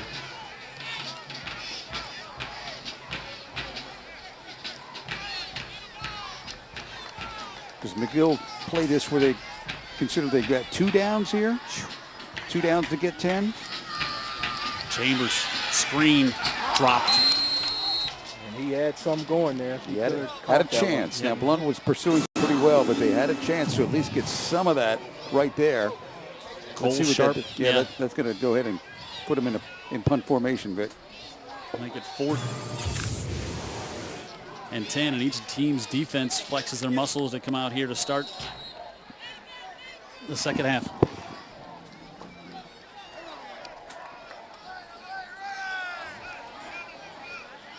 Maller on the punt will get a flag before this one gets snapped. Let's see here. Dead ball. Okay. False start against Black. 5 yards, 4th down. Yeah, somebody's a little bit antsy there to get down there and cover the kick. It'll be 4th and 15. They'll send Maller back to the 36. Wright and Massey. Bad snap, and Maller able to get it, and not much on the kick, but it does take a good McGill bounce inside the 20. Boy, if they were bringing any kind of pressure on that one, they'd have had a field day. They'd have been a different chance to tell you about position. Another one of our friends bringing us high school football every Friday night. Alpha Insurance, proudly serving their customers since 1946. Home, auto, and life. Hometown agents, outstanding service, quality discounts. For all your insurance needs, call Alpha. Outstanding service and price is you can afford. I'll tell you, I took a little stroll at halftime, as I like to do, because, I'm getting up in years and that sort of thing amuses me. But anyway. Okay. So. You preferences to say. To say that there's not a seat in this place. I mean, I think one of the reasons it wasn't completely packed at kickoff was people trying to get in this place. Sure. From the 19. Play clock at 3. At 2, and Tony gets it off. More pressure coming, and he just heaves on the far side looking for the tall receiver. It's tipped and incomplete, and a late flag comes on. Wow. Saw a little bit of jersey come away from the body, so I think he caught him on that. Williams was over there on Todd. Man, just competing for the ball. Both guys. I think it would have been a good no call. I would agree, but let's see exactly what the referee sees down here. He sees that right there. Yep. That little yank. Goodness gracious. Left arm with a little handful of jersey right there. I'll tell you one thing. He turns to the ball. He makes a play on the ball. Can't get a hold of the garment. So 15-yard penalty. Against Black. 10 yards. Okay. First down. Well, that's what hurts, though, giving those guys a fresh down, fresh set of downs. Just goes with the no matter where it is on the field. Defensive holding and not the pass interference.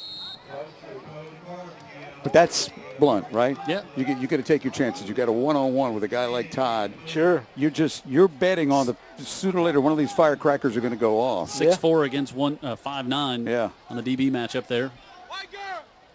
Up at the 28. This one, nearly intercepted. Wow. What a Carlton play. Marshall stepped right in front of that one, and if the linebacker holds on, we've got a tie ball game. Well, I'm gonna Vic Lockett you. I was just talking with his parents at halftime, and you remember his brother, who was a great Filbert Marshall, who was a great defensive back and has been just a tremendous player up at North Alabama. This guy, a little stouter than his older brother at linebacker, and man, he had a sixth sense on that one. Yeah, he had a beat on it for sure. Tony fakes, dances as a hold. Wow, they have to throw that.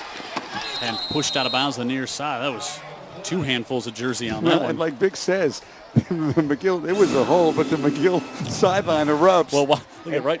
Yeah, you had to call that one. But it's funny how the flag is whistled out right after the crowd lets you know. Yeah, when they incite the ref, he's like, okay, they heard it. I better throw the flag if I want to get out of here alive. But it was a hold for sure. Yeah, Blake Arsenault, but he did a great job to set it up with the pressure he had on. And no choice there but Lorenzo Martin to.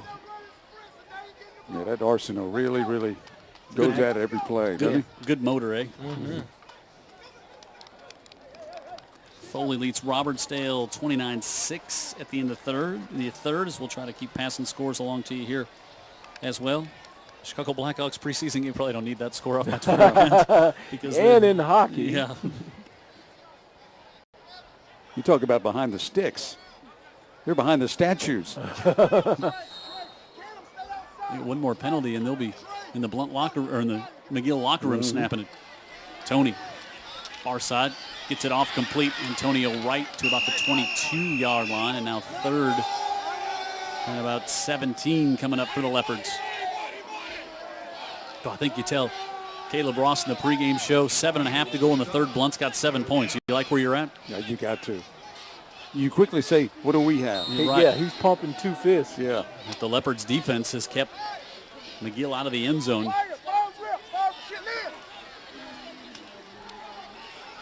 Tony looking to the far side, able to get it complete. And it's LeBaron Jones with the reception. He's got the first down. Yeah, I mean, if he just leads him in the field of play, he's still running. Because it's just a blown coverage there, and he actually didn't know where he was. He just kind of ran himself out. He wasn't even certain he caught it in bounds when he was looking back. Yeah. Jones with a first down on 3rd and 18, and now Tony looking to the near side again, wants to go for Todd. A lot of hand jersey there, but Todd has it, and he's down to the 4.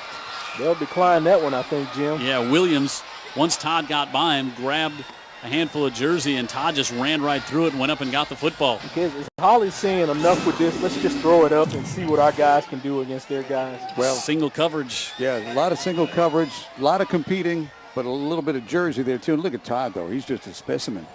At this level, you know, that's a tough matchup. I tell you what, I'm not sure the NFL, that's a catch. You got to fill it all the way through, right? Yeah. Which I hate that rule. Yeah, it's fine here, but in the NFL, I'm not sure that would have been a catch, but it is. Let's pray this young man here is okay, though. It looked like he was kind of I wonder if it looked like he fell on maybe his hip. You hate to speculate, but he was kind of rolled over and was clutching at that as he went down after the long pass to Todd. He talked about how so many of these guys right there that you see circled around their fallen teammate have competed against, related to the Blount Leopard team. So it's been a very competitive game for sure. Not really contentious. Nope. But very competitive. There is a difference because we've seen it. Sure. Williams, the senior down there. Now, may seem like a small thing, but now you're going to have your second corner on the field, not your first. Right. They're noticing that on the other sideline. We'll see who comes in to replace Williams to draw the matchup against Reginald Todd. I mean, it doesn't matter who you put out there. He is a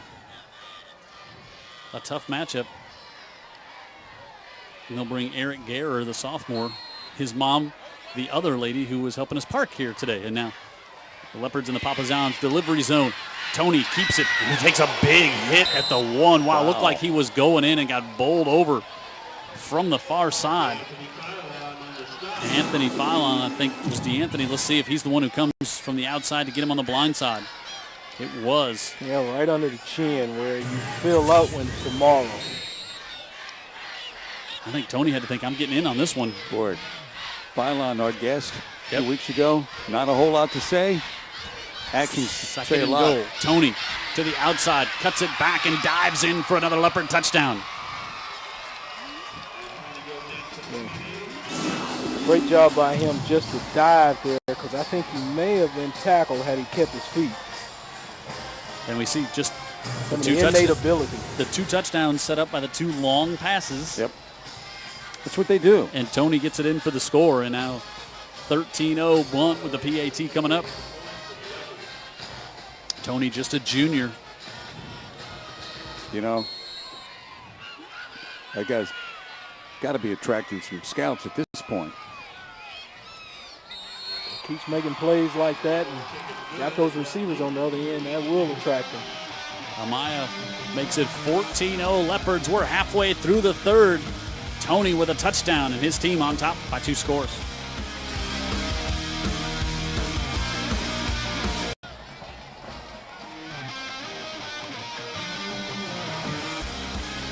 Matty T. Blount band fired up as their team takes the 2 touchdown lead, 14-0 on the Green and Phillips Injury Lawyers game of the week. 5 plays, 81 yards. Big 3rd and 18 completion on that play. And then Kadarius Toney with the 3-yard touchdown run. Big part of that, the 46-yard bomb to Reginald Todd. And now Blount on top by 2 scores. Fair catch. Paul Clark at the 31. Now we'll see McGill and their offense trot back out here. Now down 2 scores halfway through the second. McGill has really just had the one great chance when they got it 1st and goal at the end of the first half from the 10. Got it down to the 1 and then got stopped on 4th and goal from the 1 on a pass attempt that was too long in the back of the end zone. And there we see Marlon Williams not out there. He was injured on that 4th down play.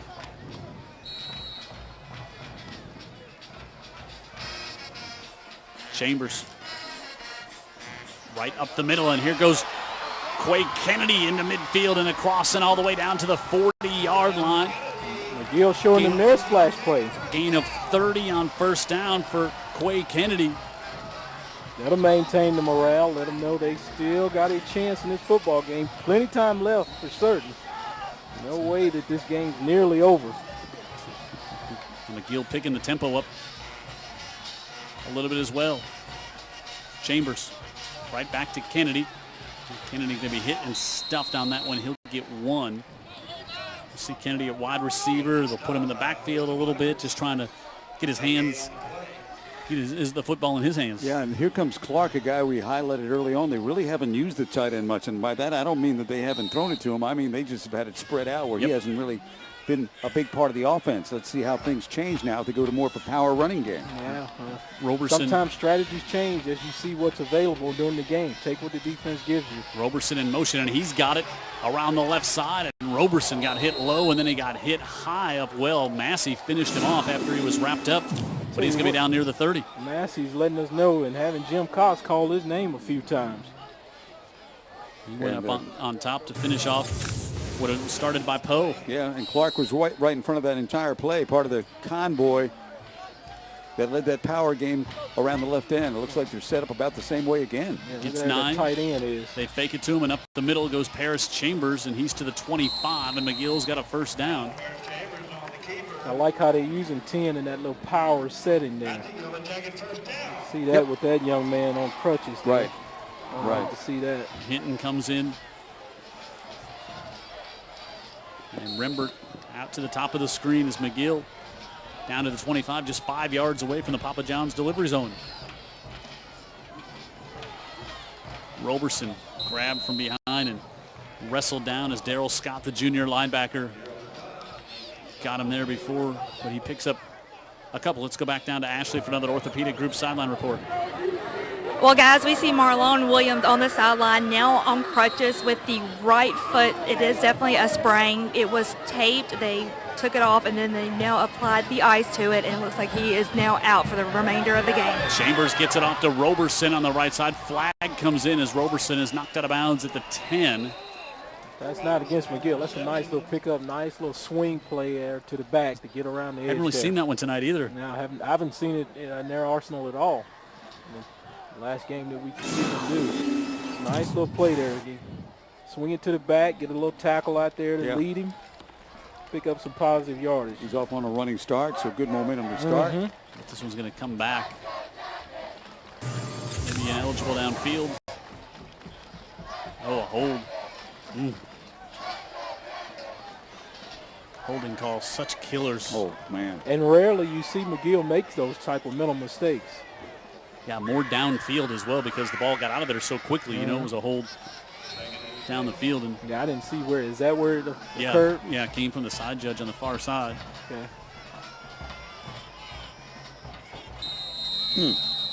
Back to back. Yeah, pre-snap whistle again. You think they're pressing a little bit, starting to think about not wanting to get so behind these guys because you know the coaches preach that all week. Yeah, can't let them get away. I just think that I think they're just separate incidents right there because they've shown with the little power game they've been able to string some plays together and gain some confidence. So I think that's just a lapse of concentration.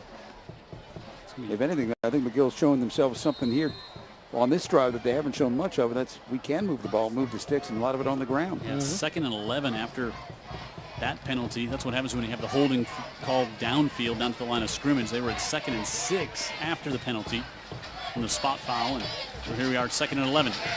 Chambers stays in the pocket, fires, able to get it complete up on the far side. Rembert, he has a first down, and he's still on his feet to the 9-yard line. Yeah, he made a nice little comeback route, and Chambers put it right between his numbers. He did. And Chambers stayed in there too, thought he was going to maybe take a lick, but gets it off and all the way down to the 6. And that is the fear for the quarterback, that this Blount defense will come get you, but they were able to get it out there quickly. Chambers very accurate with that throw. I was correct the first time. He was out of bounds right at the 10. They are in the Papa John's delivery zone. Give it off on the far side. Kennedy gets it up near the 5, maybe at the 6. By alignment, McGill was trying to outnumber the defenders there to try to flank that receiver around the end, but just too much athleticism over there by the Blount corner to just run around the block. He didn't go through it, he ran around it. And let's see if they keep it on the ground this time around. Unlike the last time on 4th down, right around the 1 or 2, they threw it and missed it in the back of the end zone. 2nd and goal from the 6. On the keeper, Chambers on the right side. He's got it for the McGill-Toolen Yellow Jacket touchdown. Good job by Chambers, too. That play was designed to go inside, but he saw the window open out wide, and he just, I'll just go out here and waltz in. It won't be anybody touching me over here to the right. Good blocking all over the place. Chambers untouched. Charles Green to try to cut the lead to 7. McGill will check them on what we call the water bucket play back in my day. Make sure they get them a good alignment to defend the 2-point conversion.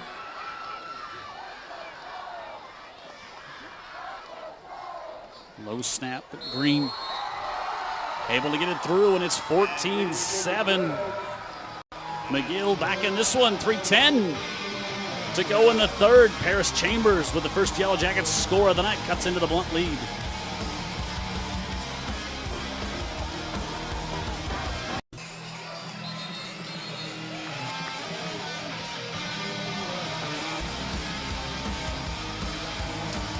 Ten ticks in 3 minutes left in the 3rd. Boy, it's been a good one. It has been a good one. It's kind of been on script. Yep. Right? Big plays for Blount. McGill's got to grind it a little bit, but they found their groove on that drive right there and then cashed it in. That's the big thing. McGill cuts into the Blount lead, 14-7. Both these teams unbeaten on the year. A non-region matchup here tonight, halfway point of the season. Almost everybody playing non-region games, and Blount and McGill with a good one on the Green and Phillips Injury Lawyers Game of the Week here on UTV 44.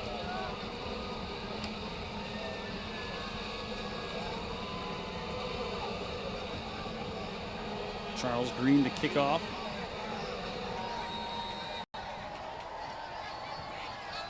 Massey is back deep along with Antonio Wright.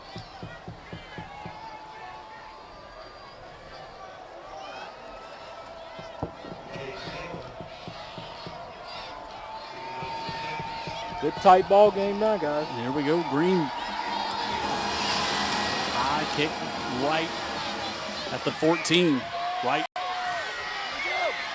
That's the 25 and 30 and steps out of bounds.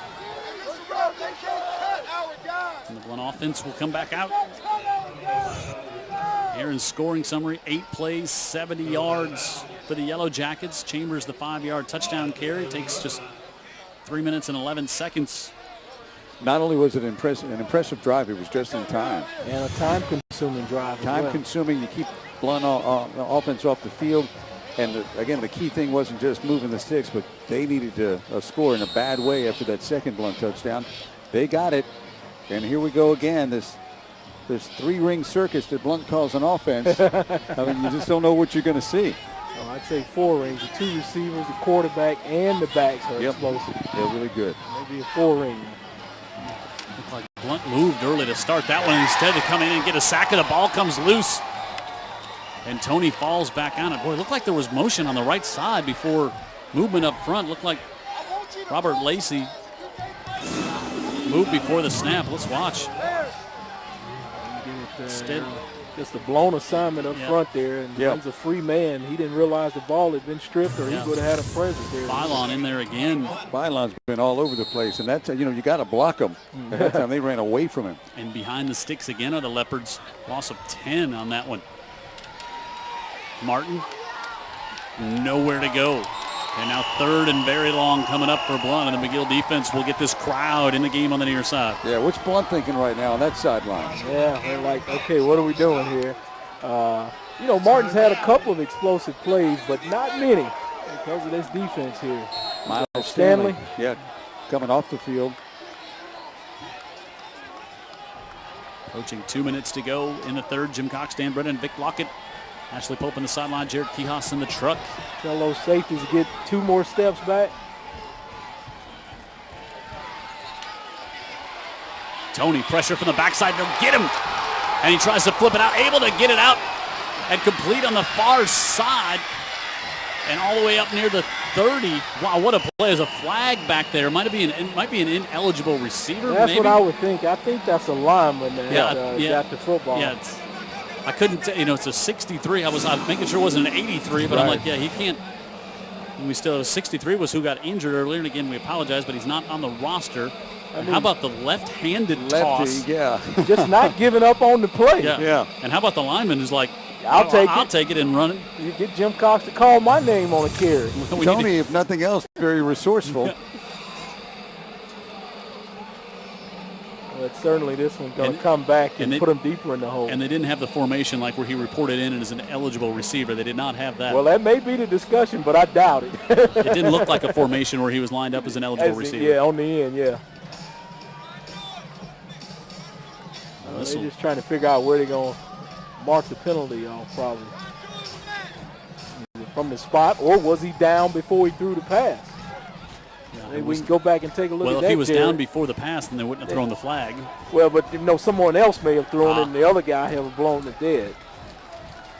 Maybe Jared could show us that real quick.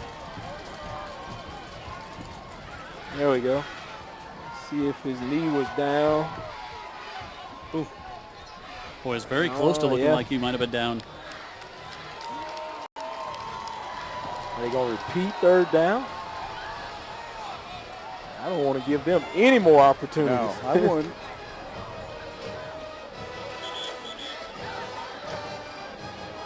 Coach Caleb Ross wants to talk to our referee. I didn't see the signal. He's not made the official call yet.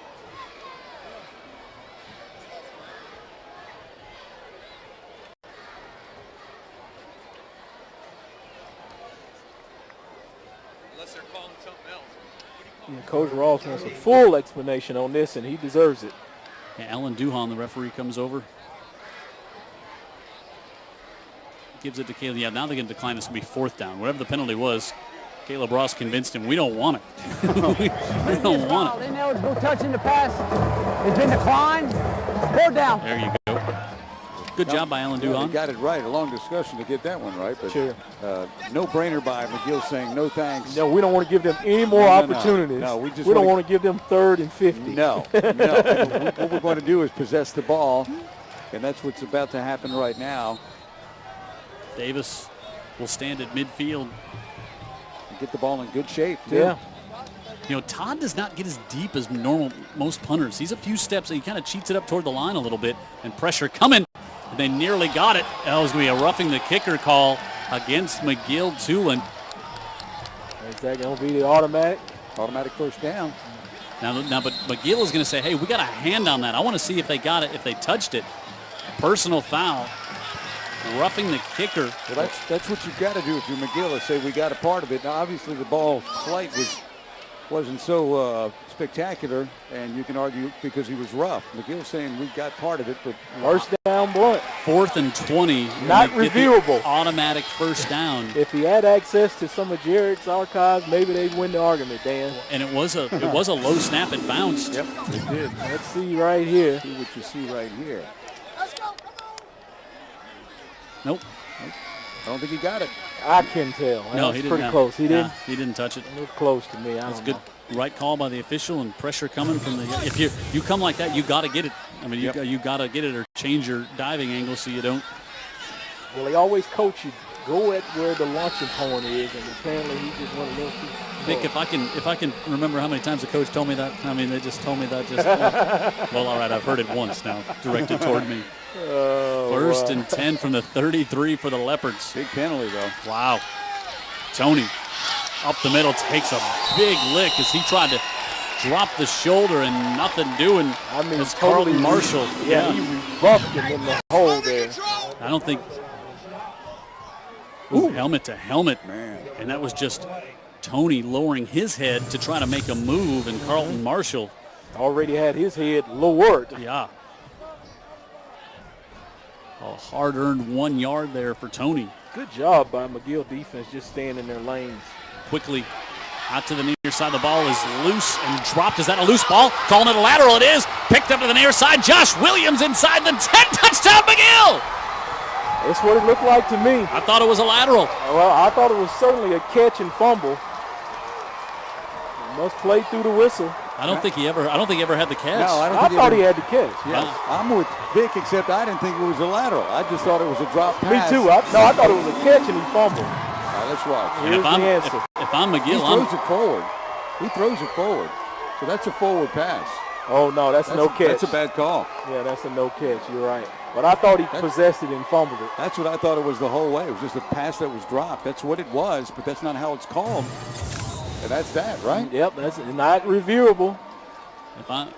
Timeout taken by Blount. If I'm McGill, I hustle that PAT team out there before anybody has a chance to huddle up and anything else. Wow, well, there's nothing you can do. I mean, they're not going to review the play, and they don't have the ability to go under the hood. So it stands as it's called at this point. See if we. And Holly's going to have a conversation with the ref over there, but no to no avail. He's throwing from 1 yard back, and it goes above the line of that a yard forward marker. That is a forward pass. Forward pass, never possessed.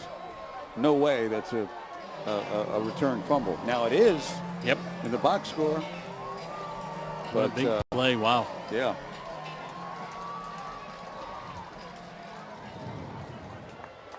Must play through the whistle, guys. That's another thing those coaches hammer in your head. Good job by Josh Williams to pick it up. Josh Williams has been on the ground earlier. Yep. He'll make that hip or whatever the injury was feel much better as Mahler comes on for the PAT. Also, Blount used a timeout there, which could prove come in handy interesting later down the road. Yeah. So the Yellow Jackets will look to tie it up, and they do. And it is 14-14. Wow, what a change of events. And it's that was definitely a forward. Yeah, no doubt. And now football. Now you see we have to see how the Blount team responds. Yeah. first time, not just tonight, first time this year that they've been tied. Yeah, that they've really been in a tight game, and a lot of starters hadn't even played into the fourth quarter because they've had such a great run. You know what's amazing about this? It wasn't that long ago that could happen on Sunday or Saturday afternoon in the SEC before replay came along. I remember before. Wasn't that long ago, though.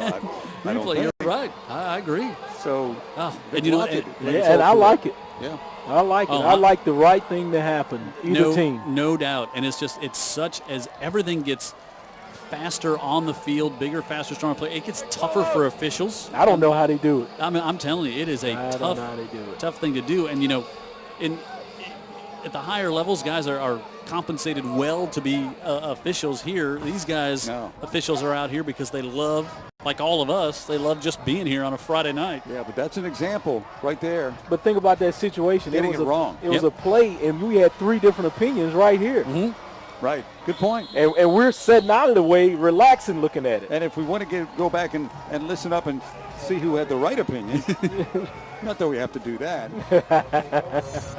All right, so our New Horizons Credit Union trivia question: who is the most recent former Blount Leopard to play in the NFL? Guess. Did Williams?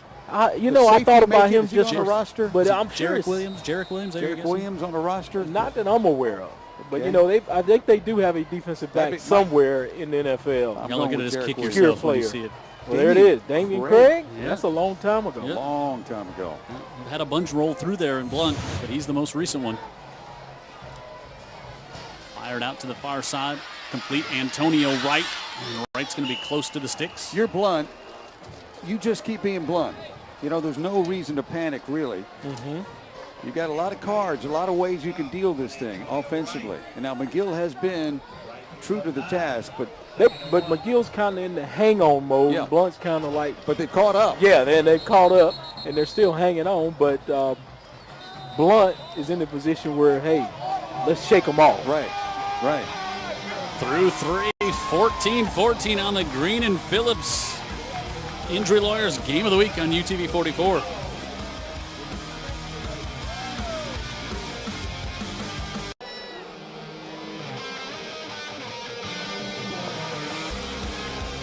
There's a buzz in the stadium right now, and it's not just the sound effect going on either. It's all of it. We are through 3. Green and Phillips Injury Lawyers Game of the Week here on UTV 44. And the Leopards at first and not much. This one comes out at the end of the play, and they clearly rule that Tony was down as he picks up the first down for the second and just inches there. You know, credit McGill again for this too, Big Lockett. They have not just allowed Blount to take over the line of scrimmage. I mean, that would have been the death knell, right? If they would just run it when and how they wanted to. Antonio Wright picks up a couple, and he'll be pushed back. Yeah, to finish your thought, if they were two-dimensional, that is too much trouble for McGill. Yeah, but they're keeping them one-dimensional by giving up the splash plays. Yep. And that's the only way that they've been behind in this game. But that's how Blount lives. Wow. Daphne got it down right at the end. They were down 27-26. They go for 2 and beat Murphy is a big lunge by Lorenzo Martin. And he's got the first down. Daphne beats Murphy 28-27, going for 2 to win the game. Wow. How about this? We don't see this every day, right? Jumps over the debris. His own debris. Yeah. Pretty good jump. Gets a big lineman he's jumping over. I think he jumped over more. That's a big, you got to do a lot of jumping. Minute into the 4th.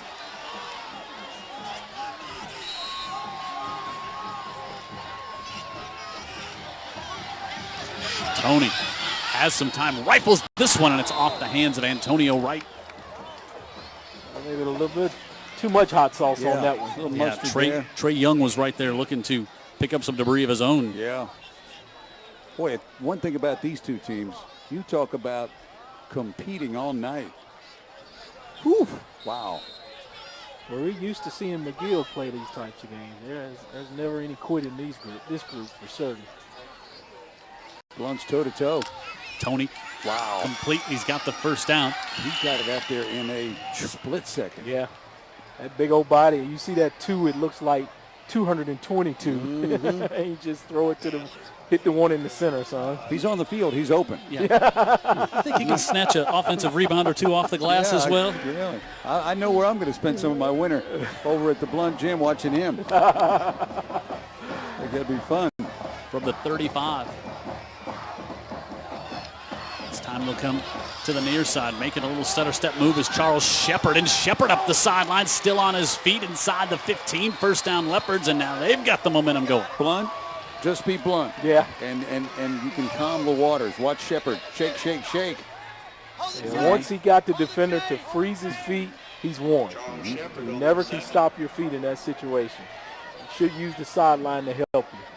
Leopards. Did we get a flag on this play? What's the conversation? Yeah, apparently so. Block on, block on the outside. No problem with that. Personal foul against McGill. Wow. Gee whiz. That will not help him. So that does move the Leopards into the Papa John's delivery zone. Use promo code RIVALS. 2 large, 2 topping pizzas for only $7.77. Uncle Henry texting in just ordered a pineapple and anchovy pizza for one of the 2 of his choices at $7.77. Well, tell Uncle Henry if you hold the anchovies on a couple of slices, I'll come by. Uncle Henry. All right, here comes Blount. First and goal from the 6. Zings it out to the right side. Antonio Wright slips through, but now we've got a whistle before this one gets started.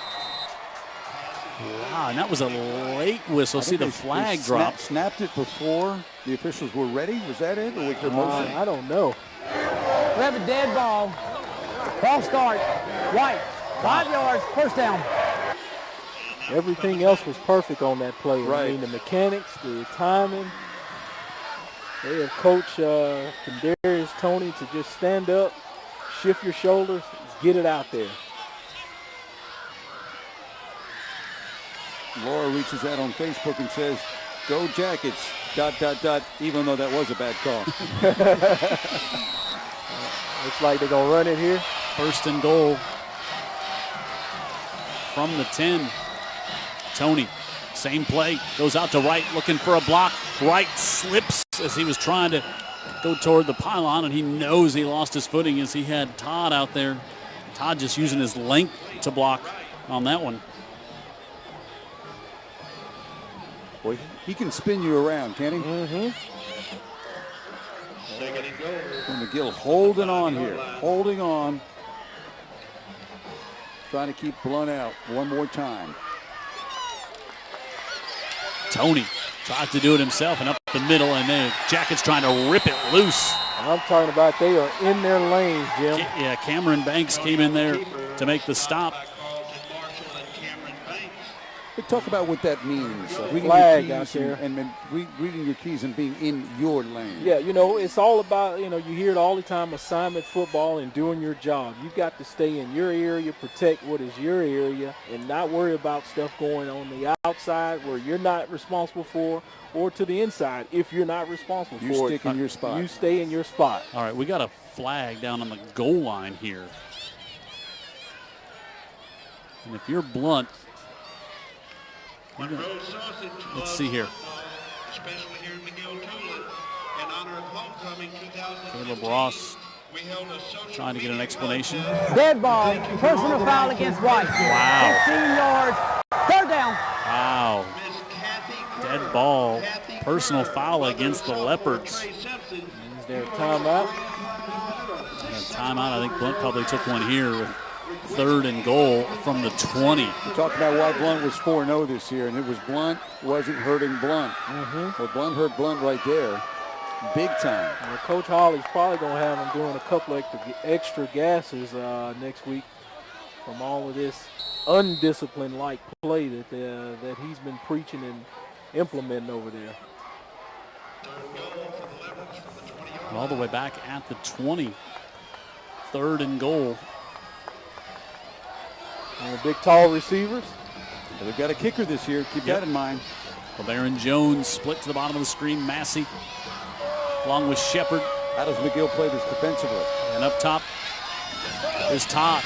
Tony steps up in the pocket, scrambles, and lunges to the 16. And nothing else there. And now you got 4th and goal from about the 16. Well, Lev always staring at his kicker before the game. How much does he believe in him? Brings him out right now to try a 33-yarder. 1 for 2 for the year. Yep. Edwin Alvarado Amaya. Boy, does he become fast friends with everybody on this team if he knocks this through. Yeah. I'm still dumbfounded why Kendarius didn't just give it up right there. I mean, and regardless whether they make receivers. Antonio Wright will hold it, and now we'll call it a 34-yard attempt officially. Amaya from the right hash.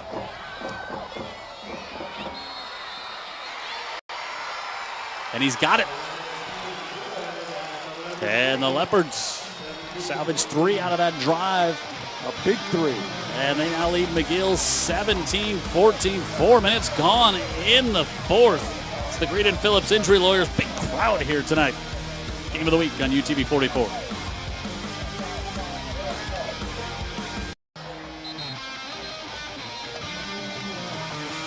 Wow. 8:03 left. Blount 17, McGill 14. Break down to high school football here on UTV 44, our Aaron scoring summary. Look at that. That's a long drive, 9 plays, 29 yards, capped by the field goal of 34 yards. And that puts Blount on top 17-14 with 8 minutes to go.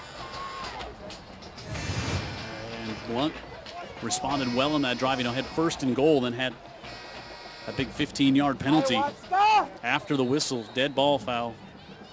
And that backed him up all the way to the 20. Wow. What a big difference having a guy that you can say, well, we're going to have to kick one. And he does. Sends it to the 25. Roberson out of bounds at the 35. Change of the different sidelines, the thoughts. I bet Coach Holly's saying we're just letting these guys hang around. Yep. And I bet he used to say, hey, hang around, soon you won't be around. Correct, yeah. Coach Ross said, hey, we're in the ball game. Let's just keep hanging around, keep it close, and then, we'll just make a play somewhere. All right, let's get another orthopedic group sideline report from Ashley. Well, the last time I was wearing this much orange or around this much orange was that one time my dad decided to take me hunting. This is the Parish Chambers Fan Club. We have Parish Chambers' dad, but also Aunt Donna, all the way from Cincinnati, Ohio, to see this. What does it mean to catch a game in the South? It is so exciting. My husband and I watched it online, I think when they played Baker, and that was exciting, but it's not like anything actually being here. It is just overwhelming. I'm just so excited. Well, I have to say, I spotted y'all from the field, so I had to come be a part of it. So y'all are definitely an absolutely phenomenal cheering squad, and good luck. Thank you so much. Out around the 40. Bring up 3rd down here from McGill. Yeah, I know Donna all my life. Great lady. And Narvi played against me at Viger, Paris's dad. How about that? And, of course, Miss Chambers still at the church, his grandmother, all great people. Did he ever hold you, Vic? He actually made a tackle on me one time. I was playing tight end. And he's smaller than his son. 3rd and 5 for McGill to the near side.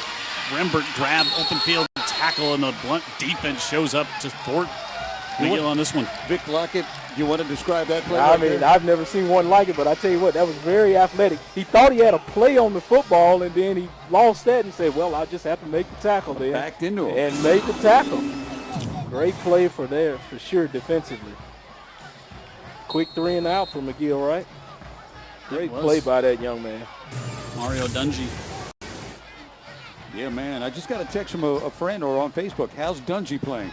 But there's your answer. Yep. On cue. Not a great kick to the near side. Checks up, Tim. Wow, 45-yard line is where Blount will start with 6.5 to go. Yeah, Mario's uncle also goes to the church out there. Good man. He's actually related to Tony Dungy. Tony Dungy has been in town to see this group. No kidding. That? Yep. That's a great nugget there, Vic Lockett. Yep, really have. Hey, how about Kelly Jones checking in? Morning show on Local 15, enjoying high school football on UTV 44 tonight. She's a big fan of everything that happens around here. You know, I like Kelly's engagement and involvement in anything and everything happening in the community of Mobile and Baldwin County. You will not find her engaged on a Sunday afternoon, however, because she'll be watching Kansas City Chiefs football. Gotcha. She is. She's got the package, the Dirt TV package. You see them? She is a big Chiefs fan. Now Blount tries to run. No. They're right out to the far side. Shepard get a couple, and that's it.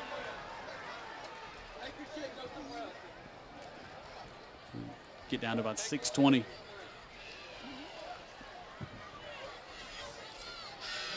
Okay, they're rolling the clock on this.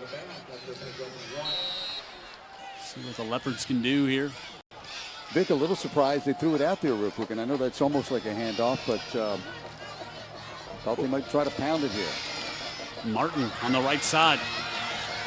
There's Martin. That's the pounding you were talking about. I'll tell you, he's right on cue. He's been really good tonight too, right, Jim? He's got the first down. Yeah, I wonder how many yards he's accumulated here quietly. He's got his touchdown, so his granddad's happy about that. Said he scores every time he plays a football game. A year ago, this kid? Yep. Right? Yep. Dressed in the orange and black. He's had this one on the calendar for a while. Sure. As have a lot of these kids. So we're inside 6 minutes.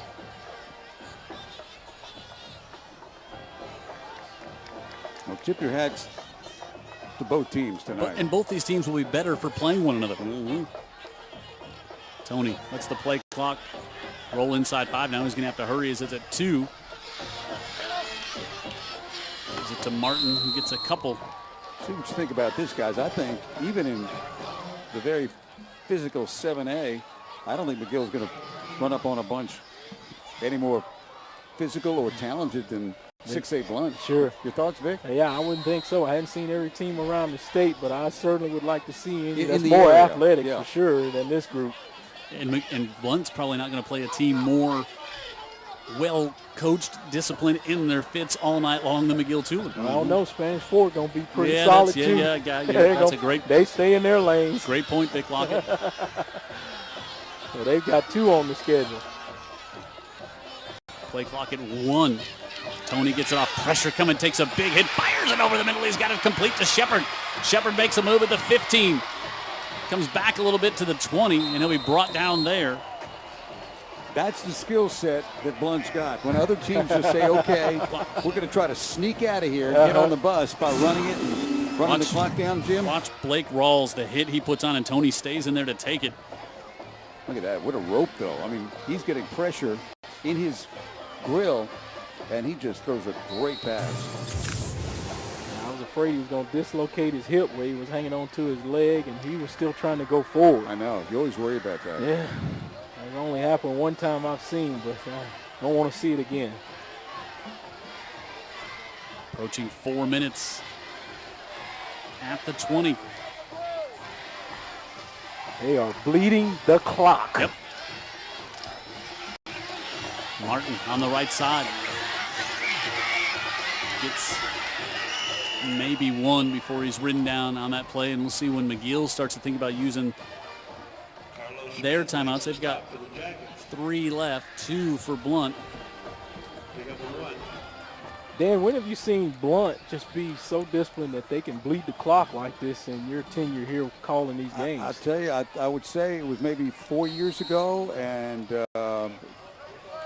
Kelvin Sigler was the head coach. Yep. Chris Samuel was the offensive line coach, and I think he made all the difference on that team. Snap this one will be down around 3:15 to go. A little less than that, closer to 3:10. When Blount is disciplined. Northern Illinois now coaching the DBs. Yeah. I think Samuel's the head coach in the Jersey area. Tony tried to cut it to the inside. Somebody swatted just at his ankle enough. I think it might have been Rawls who got him here. Now 3rd down coming. Now if you're McGill, you take a timeout here now. You can get a stop. You hold them, say, to another field goal. Now you got a sniff because you're just down by 6. You got your shot then. Yep. Yeah, just having a conversation with Coach Holly a few weeks ago. First time I met him in his office, and he offered it up to me, almost like, you know, we're going to be disciplined. There's that D word. Because he said, you know, Blount, if Blount plays with discipline, and I said, scary. He said, yeah, scary. So he was talking about his own team. Yeah. But, you know, that word comes up when you say Holly from everybody. And it's coming from him. I mean, it comes from the boosters. It comes from the fans. It comes from the school, the faculty. Well, here's the thing about it. You just hear and be with it. And I'm going to tell you guys, that's one of the words I don't like when I was a kid. Right. But you got to stick with your guy, too. You know, that's what happens. So much is riding on high school football. So many people are so deeply invested in it. And then sometimes, you know, you're so invested that you gripe about the small things, you know?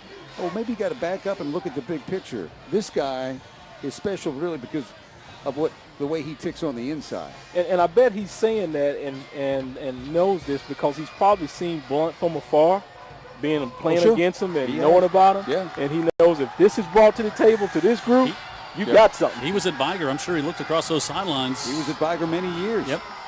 Our good friend Joe Godfrey checking in. He's watching the game and saying, Dan, you are as usual on point. 3rd and 9 here for the Leopards. Tony looking right side. Wants to heave it up to the big receiver in the corner. And it's through his hands, incomplete. He's trying to again go to Reginald Todd. Yeah, tried to high point it, misjudged it, but that's the play I would go with. Yeah, and stops the clock with exactly 3 minutes left. One-on-one. More one-on-one. And Marcus Lucas doing everything he could back there. And now looks like Lev Holly's going to send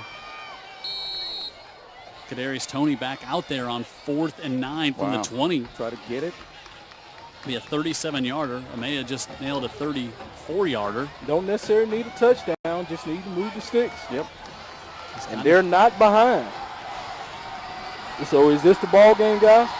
Well, it certainly could be if you get that first down. Toney, pressure coming, fires it. Diving pass, incomplete. And McGill-Toolen will send the offense out with 2:53 left. Oh, now the clock started running again. Now 2:51. I'll tell you what, McGill does that as well as anybody on the plays where they need to bring pressure, Vic. They bring it, and they get it, and they throw Toney off just by that much. And he's got an open receiver. Yeah, Shepard was there, couldn't hold on to it. And it wasn't a matter of a missed assignment. That kid from McGill beat his block to put the pressure on. Right. Here we go, guys. 2:51 to go. McGill 2 timeouts, let's say, on the board. And Chambers scrambles, and he gets hit and gets it off. Boy, there's no receiver around him. That's got to be intentional grounding. Yeah, he can't do that when he couldn't take a sack either. Wow, there was no receiver.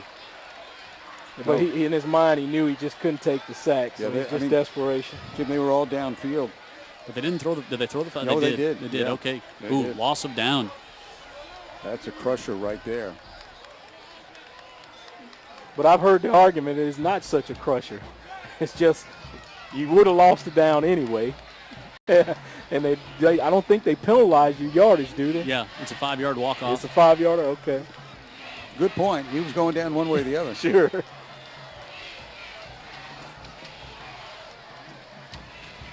But good luck trying to throw against this defense when they know you're going to throw. But we've seen this McGill team make something happen when they need to make something happen. Tough kids. Yep. From the end zone, Chambers gets hit as that's up in the air and incomplete. Wow, went off the hands of Donadio Madison. Oh, he almost was the homecoming king there. He just caught that one. What Blount does? Yeah, Dungy got him right on his hand. Yeah, and Dungy's been really good here in the second half. And when Blount knows what you're going to do, they become that much more dangerous. Yeah, I bet Dungy's uncle Raymond, he's enjoying that. He's a good guy, other than he's a Cowboy fan. Good look at Madison. That one go off his hands now. 3rd and 20. Chambers rolls out pressure, just throws that one away, and now 2:33 left. 4th and 20 from your own 5. You don't want to get a block here, do you? With 2 timeouts left. You don't want to get a punt block, do you? No, you don't. Now they're saying it should be. What? Saying it should be it's 3rd down, but it's 4th down because you had the loss of down. Yeah, they're just playing a safe defense, I think. That was McGill. I'm sorry, McGill was saying, hey. Oh, okay. Yeah, McGill was saying that. And now they're going to take their timeout, talk it over. Yeah, maybe someone on the staff there lost track of the downs, so.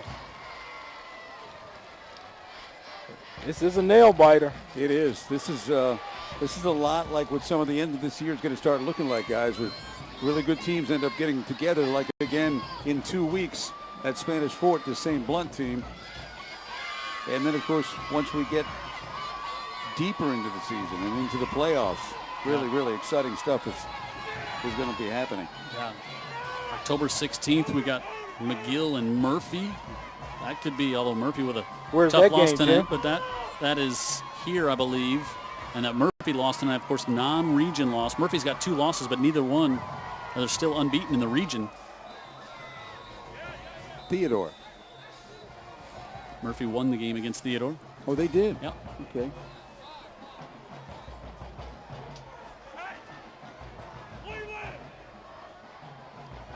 So here. I know that was a tight one. They won it at the very end. Now, what does McGill do? They're going to go ahead and punt it. They're going to send Green out, so send Maller out to punt. Now, just keep your eye on, maybe you call a timeout because you're putting a little something special in here. We got Blount coaches right on top of us yelling, look for the fake. Maller sends it off, taken by Massey at the 43. Massey all the way down to the 30, and he's dragged out of bounds there. And so now if you're Blount, I think you're going to see a little bit of Lorenzo Martin this time, don't you think? Yep. You would think. McGill down to 1 timeout left. So a first down, you can pretty much salt this one away.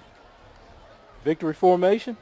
Not quite yet, not with 2:20 left. No, I mean with the first down. Yeah. You know I'm no mathematician, Jim. I know you looked at me crazy, but, hey, I can't count all those 14s, 25s. You know, you're getting over my head there. Hey, you know what, too, Vic, and you can speak to this. Here Blount's been really rocking people's worlds, blowing them out. Tonight, they're in a big game with a big-time team. That'll pay dividends, too, down no doubt. Getting a win like this. And kept their head after that touchdown call that went against them for the, what the officials, I guess, were calling either a lateral or a fumble pickup there on the field. Complete and fumble. Yep.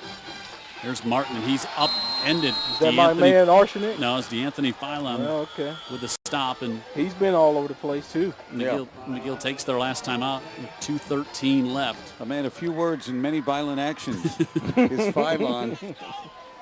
Well, it'd be terrible if he added words to all of this, the action and the words. He doesn't need to. Not what I've seen tonight, but Jim and I had him on the pregame show a couple of weeks ago. Really nice young guy. Intense, and he's shown it tonight. Playing some football. Going back to Coach Godfrey, former athletic director at South. It's pretty neat. Big eyes watching us, guys. Oh, yeah. He knows some sports, doesn't he? We saw him. We see him at the Saraland Spanish Sport game, I think it was, Dan, after the game? Yeah, and he does take in a lot of high school games live. And Mike will, too. Mike Godfrey, because he's got a lot of his team-focused kids are on the field. That's right. Mike takes care, tries to do what he can to help kids who have no father in their life. And you want to find out more about team focus because what they do in this community, many communities, right? Fantastic. Those Yankees have came down here and infused some good things in Mobile. Yeah, they have. As they get ready for the second down here, we've got another scoring. St. Paul's beats Linden. LaFleur and Williamson heading to overtime at 12. 2nd and 10. 2:13 left. Tony rolls out. Going to keep it, kind of stumbled. Cuts it back to the inside, and Tony down to the 29, and 3rd down coming up. Use Tony as a tailback right there, just power action. Yeah, basically. Power action for the quarterback. Yeah, he's been pretty slippery thus far. And Seal wait, and now get the clock. Now we got a flag here? Nope. I was just wondering why they were getting everybody. Took them a while to get that ball set, so can take it almost all the way down to about 122 when they'll snap this one on 3rd down. If they don't get it, they are not going to leave much time for the Yellow Jackets. They have no timeouts. Give it off. And Lorenzo Martin goes up the middle, nowhere to go. And we'll see with 1:16 left. We get it spotted. And fourth down. This would be a 48-yard attempt. Forget that. I think they'll forget that. Yeah, they might just. Okay, so they can wind it all the way down to about 25 seconds. Maybe they just even let it go all the way down to 25, take their timeout, and then just figure out what you want to do here on fourth down. Well, if they take their timeout and then snap it, what do you think? Burn some more time? Yep. Mm-hmm. That's what. You can't get too cute and run around and give McGill good field position. Better field position, no. right? So you wipe that one out. So Lev Holly takes the timeout with 34 seconds left, fourth and 10 to go. Yeah, and he'll wind it, and they'll snap the ball about 7 or so seconds on the clock. No, they won't wind it after the timeout. The clock won't start again after the timeout. Okay. You know, I wouldn't be opposed if I'm Blount right now. Just run something power. I agree. And see if you get the 10 yards. Yeah. You might. Yeah. Right? You know, like you said, let Tony be the tailback again. Safer than punting it. You know, you could have a block punt. You could have a return punt. Absolutely. You're at the 30, Jim. You know, if you're at the 40, I think you punt it. At the 30, you actually, with something power, see if you can get the first down. Yep. You got kids that are taught to block, running backs that know how to run hard. Mm-hmm. You might just get it. But McGill, again, typical script for them, right, Jim? No sign of any kind of give. Yeah, of course you can throw it as well because you don't get it, you're going to turn over. It's not going to affect the clock at all. Yeah. You're just risking a tip or interception or something like that. Something crazy, right? Yep. Crazy? At the end of a game on UTV 44? How about a draw? No, let's see here. Tony fires it out to the far side, and Wright gets it, and he'll be knocked out of bounds at the 28, so McGill will have it with 26 seconds left. You know, that's all they could ask for. They had the ball. Mm-hmm. No timeouts. And yeah, I think that was run-pass option for Tony, and you're right. He's not going to give up on a play, so he knew he was trapped. He said, well, let me give it to one of my buddies. I think that was what's so great about this game as you watch Caleb Ross. Nobody on that field gave up on a play all night. Yep. I mean, the effort here has been terrific. Sure, right? Sure, no doubt. All these young guys that so many of them know each other, competed against each other. You probably got a little something drawn up here. You got people flying in from Cincinnati. You got it all. That's right. Comes in motion. Chambers steps up in the pocket, has some time, fires it on the far sideline, and Hinton can't hold on to it. Incomplete. That goes incomplete, and that play took 10 seconds as well. So we're down to 18 seconds here, and good coverage by the Blount Leopards because he had nobody to throw it to. As should be the case. Yeah, you tell those safeties to get back, and then you tell them to get back again. Yeah. He drops it down. Leads Hinton a little much. Boy, that could have been a nice play, though, Jim. That could have been into Blount territory. Yeah. Well, they just need to get in field goal range to tie the game to extend it. You got a long way to go. Short time to get there. Chambers, far side again, and that one's incomplete. That didn't get out there. I'll bring up 3rd and 10. We're down to 11 seconds left. Now you just got to basically just got to get one. Yeah, Chambers trying to work the flat area over there to get the ball and get out of bounds real quick. But now you can throw it over the middle of the field because you're only going to throw it to complete it for a first down. So you can get it in the middle of the field, but it can't take all that long. No, right. And you'd have to get up and clock it if you use the middle of the field. Yeah, it's going to take a lot of hustle. So this basically could be your ball game here at 3rd and 11. Chambers heaves it up. Lots of white jerseys back there, and it's incomplete with 4 seconds left. Now 3. I tell you what, the defensive back stopped this guy from intercepting it, didn't he? I think you ever came over there and wrapped it up.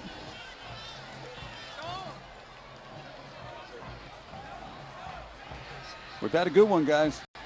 We were waiting on a good one. Yeah, it's been a while. We've had headline games, but this one has really been so competitive from the beginning to right now. Final snap. So here we go on 4th and 10. This will be the last play of the game, barring a defensive penalty. Sure. Chambers fires it up, looking to pitch it back, but a great play by Massey to end the game. Wanted to come to the near side and look maybe a little hook and lateral, and instead Massey thwarts that one. And the Leopards come into the Lip and get a big win, 17-14, and a great game between these two teams here on UTV 44 tonight. I know it was a heck of a hit, and hopefully that young guy's okay, but it was apropos what we saw tonight. Yep. That Blount defense was fearless the entire night. McGill certainly makes it a game. They get a little help on a controversial call, but they get right back in the game and tie it after being down 14-0. And of all things, Vic Lockett, a field goal by the Blount. The Leopards. Place kicker gets them number 99 a victory here tonight. He makes the kick, and the Leopards move to 5-0, 4-1 for the Yellow Jackets. I think that's why Lev watches that kicker so much before the game. Yep. Can he do it for us? All right, let's go down to Ashley for a sideline report. She's got the winning coach. Coach Holly, congratulations. What can you say about your defense tonight? They've just been dominating the whole game. Man, I couldn't be more proud of my whole team, just the buy-in, just the week we had as far as preparation, just want to finish it, man. And I'm so proud of them kids and these assistant coaches for the job that they're doing. Man, we're blessed. We're blessed. What do you expect in the weeks to come? I mean, you've had 2 fantastic games already this season, knocking off top teams. Man, we just blessed, man. It's hard. You know, it's hard when you sit here, man, and these guys, they go through so much, and we ask them to do so much. But, man, we knew we was going to be a good team down the stretch, man, and we just want to, you know, and my hat goes out to Coach Ross and his staff. These kids, man, they play hard, they fought, man, so to me it wasn't a loser in this game. So, man, I couldn't be more proud of my guys, man. Do you think it's about time these riders start giving y'all some votes? Man, it doesn't matter, man. We just going to go play the game and play it with a bunch of love. And at the end of the day, man, we're going to give God the praise. Congratulations. Go enjoy. What a win for the Blount Leopards coming here on the road and in their first test of the season, and really responded well and did it offense, defense, special teams. Well, when you come into a game averaging 54 points a game, that means you haven't been tested yet, really, right? Now, they some pretty good teams on the schedule, as in Daphne, but Daphne really couldn't keep with them. But, yeah, I think it's a big deal that Blount was able to respond in an atmosphere like this, in a game like this, and play, pretty much error-free and get a win against a very quality team. Sure, and this gives them a signature win. And would you say it's their second one, or this would be their first one? Yeah, this is it. I mean, you beat an unbeaten 7A team at their place. Yeah. I mean, I think this is as big a win as you'll see for a team on the schedule here, anywhere around the States. And I think a great win for Blount. You want to get in a time capsule and get to Spanish Fort in 2 weeks? We've got Blount, who will, no doubt will receive votes to get into the top 10. Give me a break. Sure. And, of course, Spanish Fort, who's already ranked near the top of the heap right now. Yeah, they're second, Clay Chalkville at number 1, so we'll see him again here. But I thought it was great, and I also think you got to look at McGill and the game they played defensively, the way they played the game, and a great effort by them all over the field tonight as well. Yeah, they got, 2 touchdowns against this team, and they've only given up 1 per game in the last 2 games. So, that makes a great statement about McGill and where their program is, and there's nothing for them to hold their head down because they just ran into a group that just a little bit better than they were tonight. Right. All right, there's our nominations for Player of the Game. Reginald Todd, Kadarius Toney, and DeAnthony Philon from the McGill-Toolen Yellow Jackets. Go to local15tv.com to vote on your Player of the Week. I'd watch this one all over again. Yeah, you know what? And I think when we are sitting around in July getting ready for the high school football season on UTV 44, and we're thinking about, wow, this is going to be fun. Football season's right around the corner. Nights like tonight, this is what we're dreaming of. I like Coach Holly, giving God the praise. Yeah, that's where those young men are being led. With the win here tonight, 17-14 for Vic Lockett, Dan Brennan, Ashley Pope on the sideline, Jared Kihas in the truck. Our final score on the Green & Phillips Injury Lawyers Game of the Week, Maddie T, 5-0 with a win tonight over McGill-Toolen.